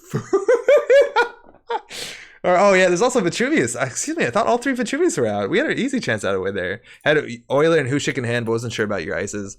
I think you could have done it. Hitting 1 Hushik on the stim hack was super important. Got really lucky on that. Yeah, and that's also a big thing about this value thing. It's like, yeah, maybe they're good at ice, but it's like a lot of people struggle with assets. I also don't think this acid deck seems really unfair. Like, it's still just trying to score agendas and has a bunch of ways to do it, which is really cool. I think if they trash Jeeves, they might be in a pretty good spot. Like, Jeeves is definitely a very important card to winning this game. If you trash Jeeves, you're okay. Only had 2 cards win 50-50. Oh, I didn't realize. Ooh. So that's, you know, kind of a big deal. But like, you can always get lucky on centrals. Like, once we res our gatekeepers, they're shitty. Like, Amakua gets to the server relatively well, and then we lose to gatekeeper. We lose to like a lot of things like that. And I think that's a pretty big deal. If this was like at all like Architect, where it's all the top of the deck, you know, it protects R&D so much better than what it does right now, which isn't very good. We didn't draw a lot of biotics. Biotics obviously help out a lot to close the game. We had a bit more of our Marylands in there for money, but eventually, you know, per trade is really good. Yeah, robbing the clicks is good. Yeah. Yeah, actually, if they didn't steal this, we still got to 8, so it counts. Thanks for the game, eh? Yeah, we played, Antoine and I played at the GNK yesterday, and they didn't find the film critic, so it was a bit different of a game because we could jam really aggressively. It was all about like getting the Lakshmis down. Red's political dealings and flume. Yes, excuse me. All right, let's try another one of these. It's 11:15. We might go a bit late, but we can definitely get another one in. If you're just tuning in, ooh, it's getting late, but it's still the Metropol game. Metropol grid, excuse me. My name is Andre. If you're new to this game, I know a lot of people are finding this channel or finding Netrunner. It's a really exciting time. There's new cards, stuff like that. It's a really nice time to like ask questions if you're in the chat. You know, meet people, ask around. We're against Leela Patel. I'm actually in your time zone right now. Oh, no way. So interestingly enough, Leela Patel can be a problem. Team sponsorship can sort of fight against it, but we trigger before her. We have Ice for HQ, which is really important. If they're on gang signs, actually, Lakshmi Smart Fabrics is really good against gang sign. Like really, really good. We can just save everything. Did not realize it was 11:15. Yeah, it's getting late. We normally don't start a game before now. Now, they could run R&D bounce. That would be a problem.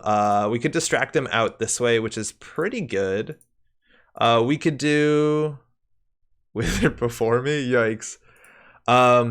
We could have done another Maryland. Actually, I kind of like the other Maryland too. And we could ice HQ here. They could diversion of funds us, which would be a mediocre. Fair Channel on HQ is okay because you can't get through it easily. But I think the Gatekeeper, honestly, I don't even know if we do anything on HQ. Just because if they try and siphon us, we res everything. Yeah, I think that's probably okay. Thank you for streaming late. God, glad you like it jogging. What time zone are you in? Are you west? Are you full west coast? Yeah, you are, right? If blanking a card causes host of cards to fall off, then using Malia to kidnap entire Paul Cafe seems hilarious lore-wise. It very much does. Oh, actually, this is a ruling I didn't know. I think I'm actually was wrong on this. But if you install what's it called, a chameleon on a Paul's Cafe, it's a hosted card, right? And a hosted card is installed. So it would bounce back to hand. All right, this is good. We can now ice HQ to some success. If we res Jeeves, that's not amazing. You are east? Oh, no way. Hosted cards aren't always installed. Yeah, they aren't always, but sometimes they are. It's not a condition, but I'm assuming it's installed. It's just kind of like a daemon. Like daemons say host a card on here, and a hosted card is installed. Am I wrong? We're going to put this in a new remote. We really want to get a Lakshmi going. Server 4. Icing HQ is actually pretty good too. Icing RNG obviously is really important, but sometimes we just have to get a bit lucky, right? Because we're not going to be able to ice everything. Chameleon on Cafe is not installed? Why is that, Austin? Are they actually trashing these? Ooh, that's rude. We can just pull them back. That's super rude. I like that. Just different effects? Huh. I don't get the difference. And they have money on Caddy. Okay. So we can res this. What do we go for? Start a turn? It's very hard to call this correct. Rashida's okay. Daily Business Show is probably even better. I think they trash it. Money is getting a bit low. Oh, that's fantastic. Because we're going to do res, credit, credit, credit. And then we'll jam Rashida. We'll tuck her away in server 4. They overlap sometimes, but are not intrinsically related. Okay, that's good to know. That makes that deck way better. Where you just leave your chameleons on your in your cafe. Imagine hosting Fem on Paul's and then just being installed. It means you could use it. Oh, that's true. Yo, this player is trashing everything. They are smart. That's how you do it.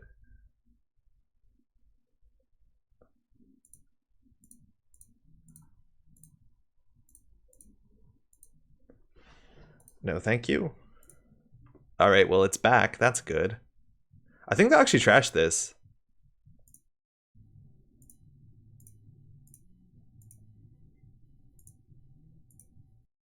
All right. So we can biotic out. Trashing Jeeves is actually, I think, the biggest deal. Yeah, you're right, because the text on the card shouldn't be active because it's not installed. So you can't use like breakers that are on Paul's. Yeah, that's an obvious way of looking at it. Yeah, they're just trashing everything. I think this is the right play. Not a lot of people do this. A lot of people set up. I wonder if this is going to work out for them. Because we don't have that much recursion. This is not like it used to be. I feel like we come out ahead, though. Yeah, especially when we have this.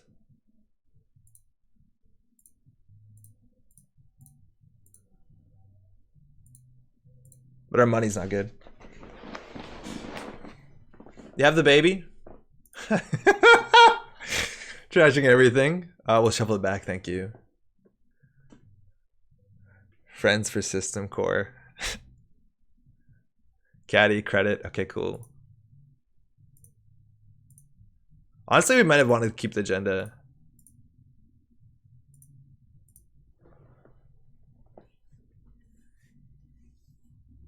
It's good to fire Caddy here with austerity. We want bigger stuff, though. Power tap. Wait, this rotated. Oh, they're not playing a legal deck. Oh, that's awkward. Yeah, so this card rotated. Did it? Yeah, it's in Lunar. Okay, so I don't know what we're going to play against anymore. They're not playing standard.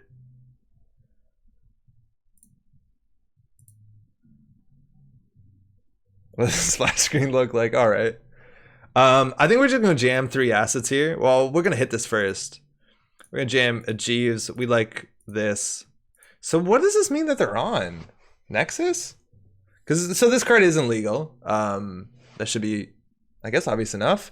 It's very easy to tell where the cards come from. If you look in the bottom right corner, so this is the 16th card of the lunar cycle, which has like a waning moon on it.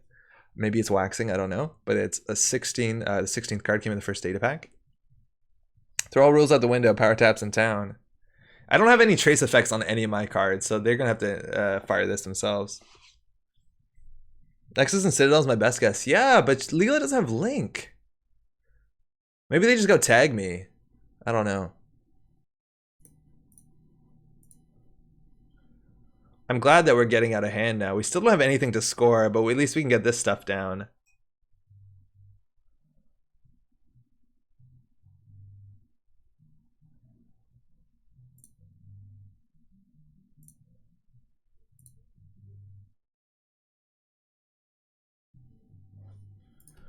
That's not right.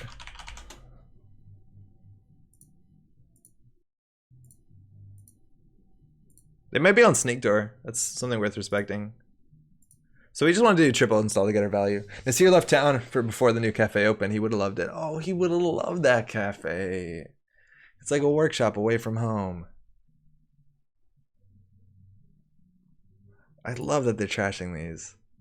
I don't think it's actually good for them. Especially when they only have 3 clicks. And not like Paragon or anything with value. Honestly, not shuffling them back is interesting because of sponsorship. I think we just score and put a Rashida back in here. We're gonna get bounced though. That can be a problem sometimes. All right, so we're gonna go for it. We can repair this though, which is pretty good. So we could hit this and give them 2 clicks. I'm pretty sure. Yeah, we're gonna be as mean as possible.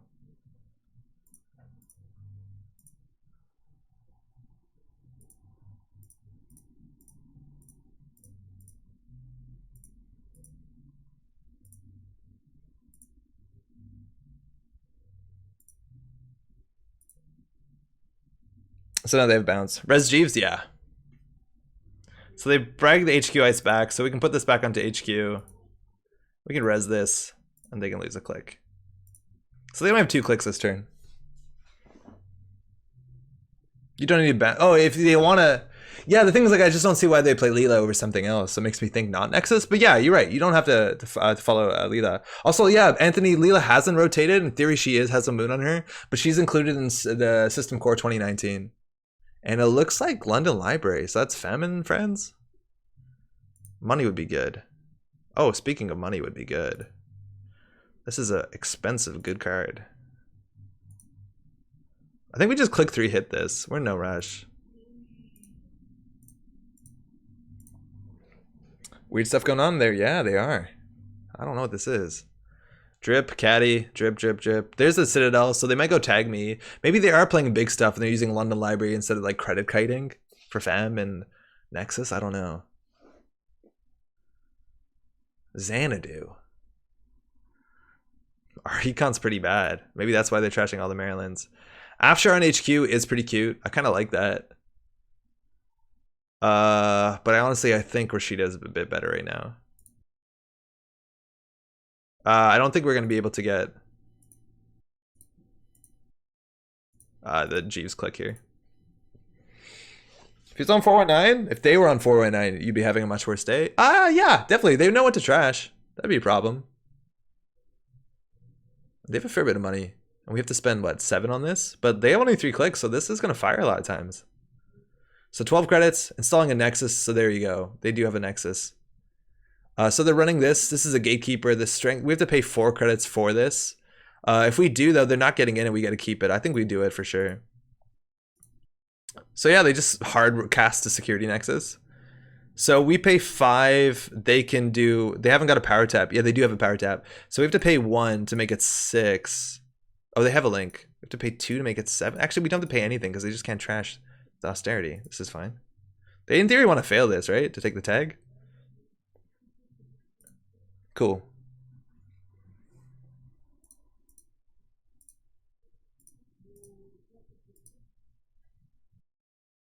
Can we score food out? With Biotic we can. Well, we're gonna have to, right? Oh, actually, no, not necessarily. I think we can be shitty again. Should we be shitty again?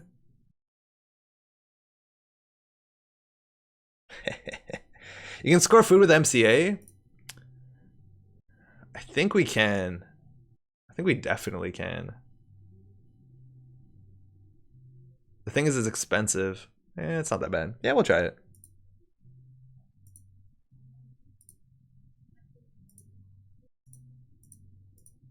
Just we might get pulled apart by Leela.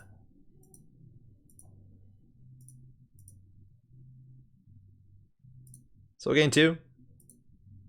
Choose a card to install. Okay, that's interesting. I think we always want the austerity. It's been the best. We do have a setup between political dealings and something else, but I do like this a fair bit. Problems what we do with Mega Pre. I think we just keep it in hand. They bounce, so we can just reinstall. We can't actually afford to res this, which is probably okay. If we get diverted, we can just res this, I guess. Biotic is really strong against Criminal. We could always just Biotic this out next turn. I think we'll trash the Archive Memories. And now they have more money than us, which is scary. So they're running here. They don't know what that is. It's a Jeeves. They might actually start trashing our stuff.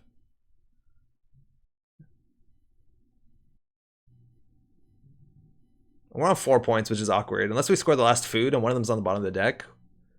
We have to score a fair few agendas.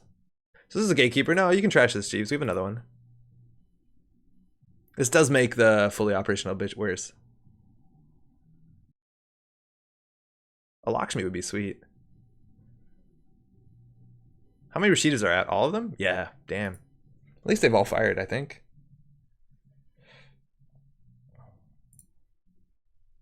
So they're just doing this to get a tag, which is 2 credits. So it's basically like a magnum opus. For what's worth, we always can consider boosting and just to trash the Citadel or the power tap. I think the power tap is better to trash. Oh, vanilla means they actually can't get through this, which is super interesting. They could have inside job stuff like that. Vanilla is actually pretty good. So we got to think what our turn is. I think we install this in here. The political dealings in the remote. I don't think we can get a Jeeves turn here. So we'll put this in server 9. Oh, I clicked the wrong one. I was meant to keep the other one. That's actually a mistake by far. I don't want the vanilla. I wanted the other card because it's money. So we'll gain 2, gain 2, gain 2. I just want money because we can Biotic out here. We'll res this and we'll hit it. Having money is also really important if we do need to contest the Nexus trace.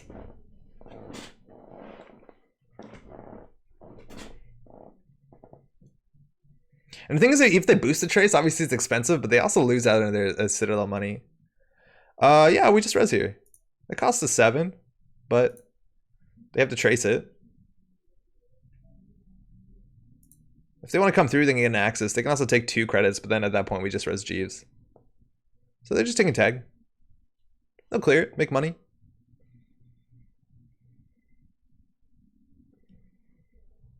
You only have 1 more click. I don't know if we res the Jeeves. We might actually res the Jeeves, click 3, and then hit this. I don't know if we need to. That's why we don't keep the vanilla. The other card we could play from 1 credit and we'd make 5. Like, that was a misclick. We want to keep that. We don't want to keep the vanilla. Oh, this is fine. They actually might trash this. I kind of hope they do.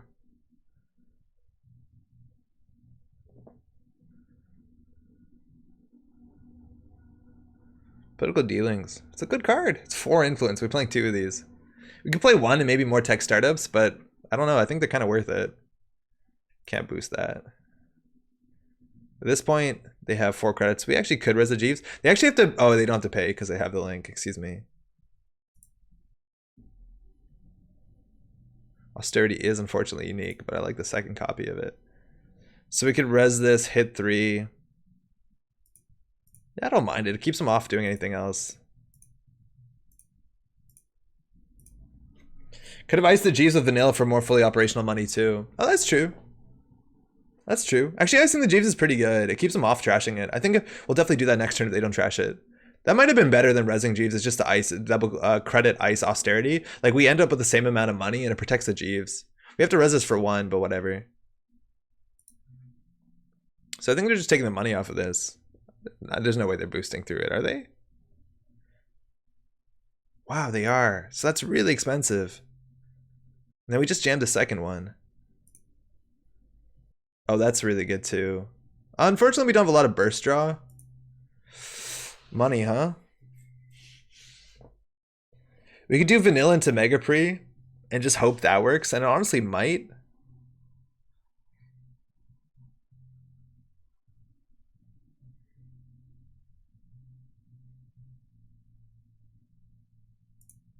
I think we're going for triple install.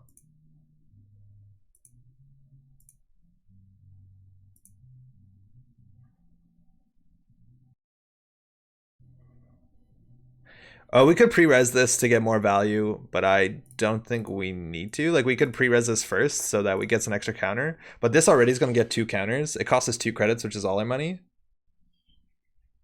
But I love this. This, like, taxes them out. They only have 1 credit. Like, they went poor now, and they only have 3 clicks, 1 credit. Like, they do baby caddy, and I think they run once to get 4, but then they're not advancing their board state besides money. Oh, I guess baby does. It just keeps coming back.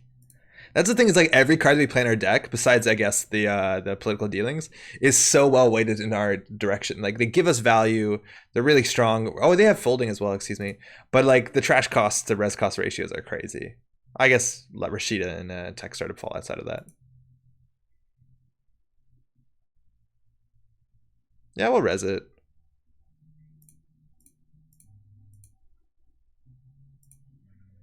That might have been bad. I don't think they would have boosted through this. I just think they're forcing us to res so that they can bounce off and get money. It's like a magnum opus click. But this gives us 2 counters on it.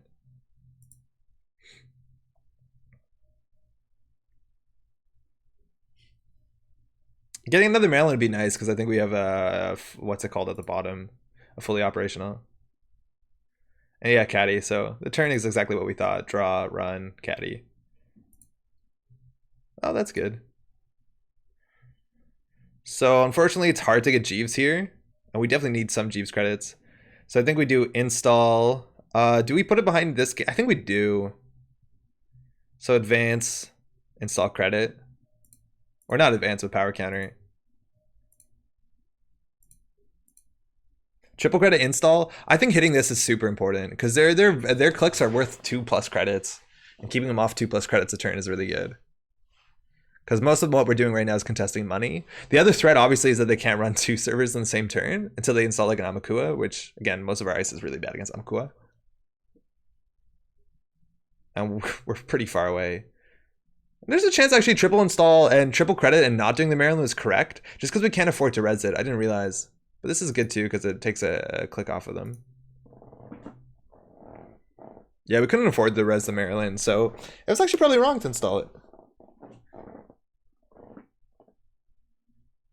Who drew that? Sorry? So we took a click off of them. That's kind of cool. Visage are drawing, and I think it's like Caddy next. Oh, they're going here. I don't think they can get through here. I think they're just getting the 2 clicks. Oh, the Paladin? Oh, it's awesome. Yeah, thanks. Maddie drew it. Oh, they're going through. So ideally we draw another Mega Pre. That'd be cool. More money. That's good too. We can draw once. It's a bit scary. Oh, that's really good. So I think we just put this in. Then we can fully operational out so that we can biotic out. Tell her thanks. I will. Thank you. Yeah, glad you like it, Baba. It used to be for a long time. The dinosaurs, and they became Christmas dinosaurs. I'm hoping. I think she likes drawing them. At least I assume so. But I'm hoping we're gonna change it up pretty consistently and try to do something new every once in a while. All right, we can res one of them. Oh wait, no, why am I crediting? I should have fully operational so I can biotic out. Fuck. I got distracted. Excuse me.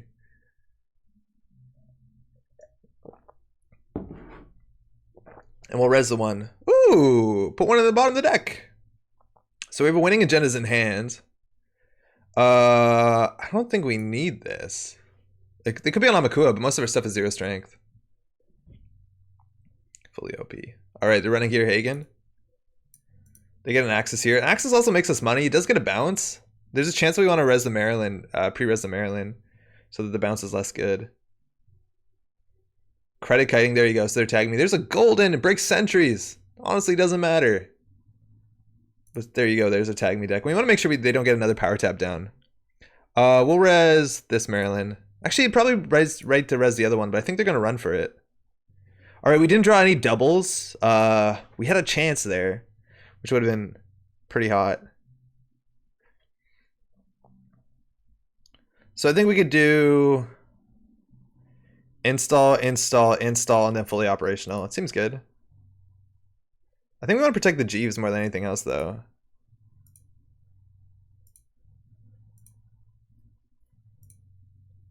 Well, fully operational. Oh, we could draw 2 here, but it's a bit awkward because we have to throw something out. It's really good with Lakshmi, though. Like, really, really good with Lakshmi. I guess they could always bounce it. Yeah, we need the money more than anything. We got biotic out. Oh, is that 1 credit gain 10? That seems okay. NK, what's up? I didn't know A&R is still an active scene after FFG pulled the plug. Very much does, NK. Check out exactly like Jogging said, Nisei.net. They've been releasing new cards. We just got 65 cards that came out. There's organized play. They ran a Worlds last year. It's been really great. Honestly, in some ways better than when Nisei ran. All right, so they're going to counter here. We can actually trace them to stop this. 2, 4, 6. They could get an Axis. Okay, we gotta do the math here. It's all community we're in? Yeah, it is. They have like positions and they do a lot of really good work. I would definitely check it out, and you can play for free on jinteki.net for sure. All right, so they can do 10.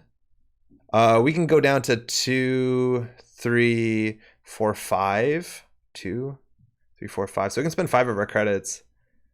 So if we do 6, they're out.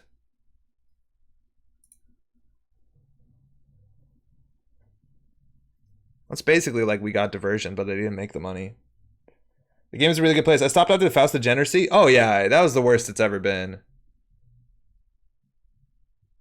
Oh wow, this will fire. Wait. Are they gonna return it to hand? I think we can res it. Oh yeah, fuck, it was 1 more. I forgot. I thought we'd have enough to res the second Maryland. Yeah, it's been really good in case so far. Right now there's a Worlds, and the Worlds that happened a couple months ago, in the top 16 there were like 12 different IDs. Like, it's been pretty great. I already said losing all their money on this, but yeah, the Jeeves is actually really important to our game plan. Unfortunately can't boost. I wish we had 1 more credit. We want to probably play 1 less there. If they went through, it's probably okay for us. Fuck.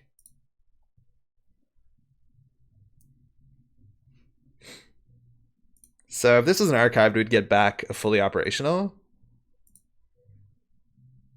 What do we want to do here? Huh. It's a great time to play Netrunner. It very much is. It's been very, very good. So you can restore an austerity and hit it. That would be annoying and good and fun. I think that's probably pretty good. Removes the austerity from the game, but like whatever. No much credit. We don't have Jeeves anymore. We always like Res Maryland. Started turn on 4 or 6. 4.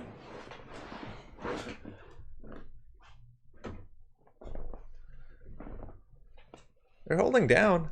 They're holding down pretty well. We just basically need to draw another card of the ice. Obviously, we're weak to R&D if they get a bounce. Like, they undo our austerity shit or our Lakshmi shit. But, like, we just need another... It's hard to do the Mega Pre. There's only one more. What's your thoughts on Simulchain Geist? How's it going, Coca-Cola? I played it yesterday. I was playing not with what's it called, the grappling hooks, but I was playing with Damara and Abigail because I think they get the most value. You install them for 1 and they're breakers, which I think is just better than grappling hook. Oh, they're fucking shit up.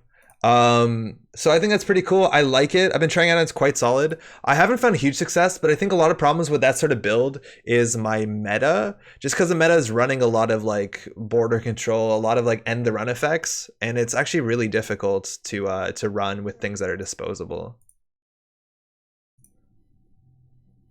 It's back. If you know what I mean. Like it's kind of difficult to do that.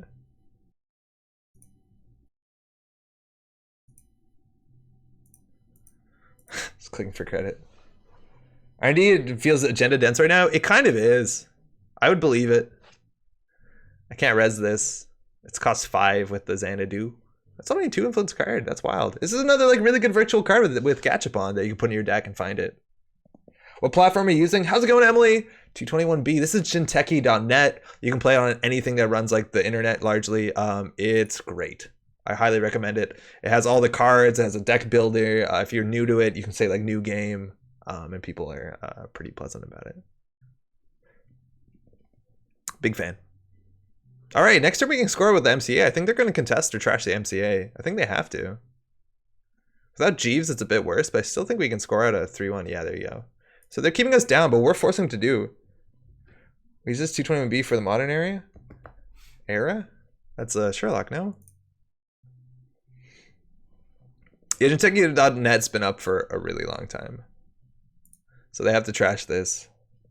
Find your local meta is also really important. Is it just Netrunner or it's like Octagon Untapped that is multi-game? It's just Netrunner. I know other people, because this is largely open source if I'm not mistaken, have used this framework to play other ones. Like there's a version of this for L5R. It just has a different website, Legend of the Five Rings. I think there might be one for another game. But this is just, Jinteki.net is all Netrunner all the time. Okay, this is good.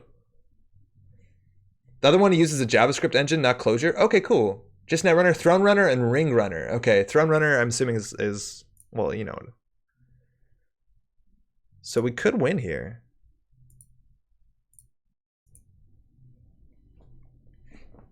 Yeah, I made the username when I'm a big Sherlock Holmes fan. The books, not the shows.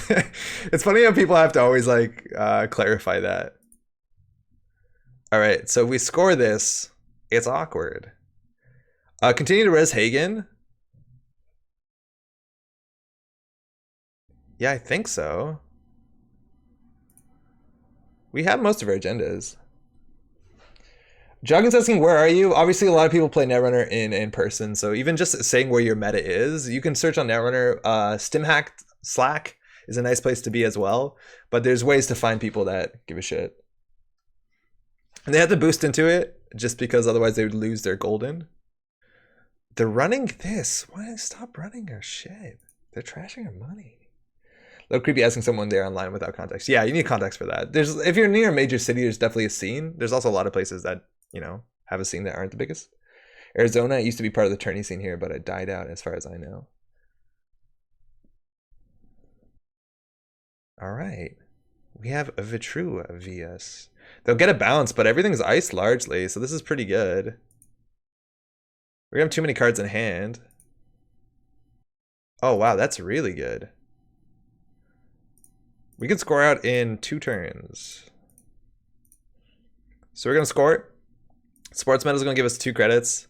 We're gonna install a card into server 12. It's gonna be this one. They get a bounce, which is fine, and then we can protect this card by having a Lakshmi. We just can't lose another agenda. We can protect this one as well. I know as the Arizona peeps, one of your store champions was my first. All right. Oh yeah, they just bounced the agenda. It feels bad. In theory, we're safe. Oh, 4 clicks. We can protect all our agendas. We have a second Lakshmi on the table as well. So next turn, I think we can get it. They can always run HQ, but they can't steal any of these. As long as we have enough Lakshmi counters. Continuing to counter ice. They're just doing this for money? I don't know if they actually can afford to get through. Career fair, that's another power tap. Again, this card is it is not illegal anymore. And we're playing standard. I don't know why they let him queue into this room. I played Temujin, Wiz, and CTM. Let check my phone. This is fine. Yeah, this is okay. 5 cards for agendas is totally fine. No, we have Lakshmi. This is totally fine. We just can't get siphoned here. Oh, we had this Maryland the whole time? What the fuck are we doing? Wait, what? Sorry. I didn't click. Well, we actually fucked it up, so that's perfect.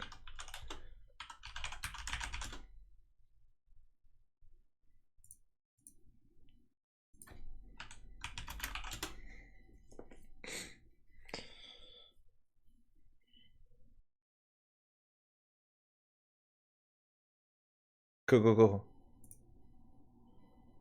I thought it got restricted. It did, and then it rotated because it's from the lunar cycle.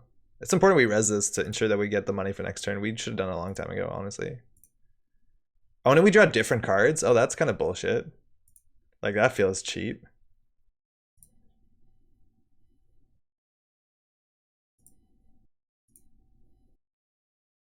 All right, at least we can protect ourselves. Actually, that's wrong too. So I'm pretty sure we can survive.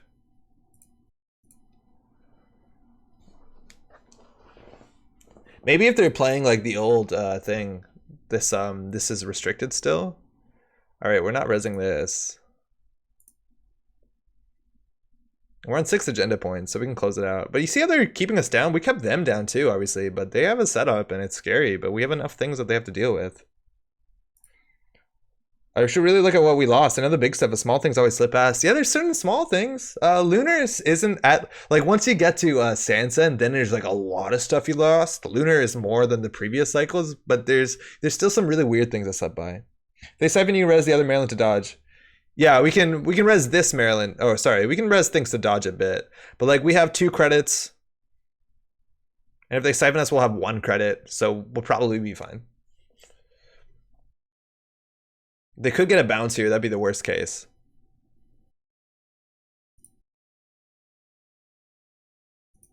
If they go through here, we'll just show them all the agendas and they can't steal it.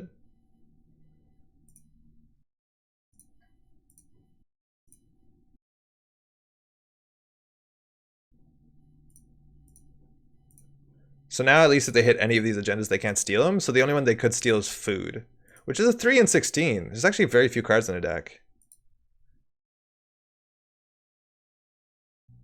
And now we won. Side, what's up? I'm watching on YouTube. Whisper me if you're interested in the Phoenix, Arizona meetup info. We're keeping the dream alive. Hey, that's Side Hatch. Who, Gaiden, if you're hearing that, check that shit out. 2 and 16, you scored a food. Thank you. And so now this turn, they can't steal Cyberdeck Sandbox, they can't steal Vitruvius, and they can't steal Megaprees. Nothing in Archives. And I guess we could Purge. And they left. They didn't even say good game. Unfortunate. I wanted to ask why they're playing this. Like, I was surprised that this is a standard legal deck and I'll let them choose it. So what's left in the deck? Again, it's just 2 foods, which they could, in theory, score. I didn't realize how few agendas there were. Oh, and there's a sandbox between them, yeah, and that. So that's pretty safe. But you see kind of what this deck does? It spams out assets which are above. Like, it doesn't have that RP protection, but all these assets have higher trash cost and res costs. Almost all of them do contribute to a win condition. Like we have the Lakshmi, which is one condition. We have austerity, that's both defense and condition. We have restores. We have good draw cards. It's pretty cool. There's a lot of stuff here. Bounce here gives you a biotic money though. Oh, that's true. If they score, we can biotic out for sure. Yeah, I guess we were safe anyways, but we might as well. Yeah, if they store our food, we're definitely fine. We have the biotic. Yeah, but they kept their money down, and you see that was cool. Like they trashed the right stuff. That doesn't happen that much, but they trashed Jeeves. They trashed early money, and otherwise, if we had infinite money, like if they didn't contest our Marylands, we could like probably biotic out way earlier than that, which is pretty cool. It's Moons. Yeah, it's like an old Moons deck, but I don't know if I can find it. Like I was playing old HB acid spam decks like for a long time. I think even before Moons, and I liked it a fair bit. This is probably too long ago. Can I do search top to bottom? I don't think so. Killsuit Couriers? What am I doing? Sage Zeros, Rutherford Grid Tracker, HB Showcase, 221B Baker Street Moderns. I like that deck. Zombie ETF, that was fun. Net Neutrality is an all neutral. Faster roll. This is not it. Friends in High Places was a big deal, let me tell you. There's only 26 more. We'll get this. Rotom Coats, no. Combo ETF, no. Fiber Roll, this is it. So this is what I was playing before Estelle Moons, and you see it's actually kind of a similar idea. Still has 24 assets. The Ice Suite was a bit different, right? We had Eli, we had Marcus, apparently, because you guys used to have to play Influence for this. The old restricted list was like really weird. But it's the same sort of idea. We had 3 Lakshmi. You could go to less than that. Turtlebacks. We had Museum of History for recursion. We had Biotic Labor, and Snatch and Grab was specifically to deal with Film Critic, which was pretty popular at the time. But this is something that I've actually been playing for a fair bit, and I think it's a fun thing because there's a lot of different win conditions, and you see how things are differently. Like we don't run Pad Campaign. We have Maryland.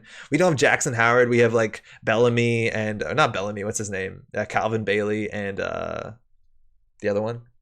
Rashida. DBS is still good. Assembly Lines is a lot better in Engineering the Future because it represented more money. Mind you, Engineering the Future gave you a credit the first time you installed a card every turn.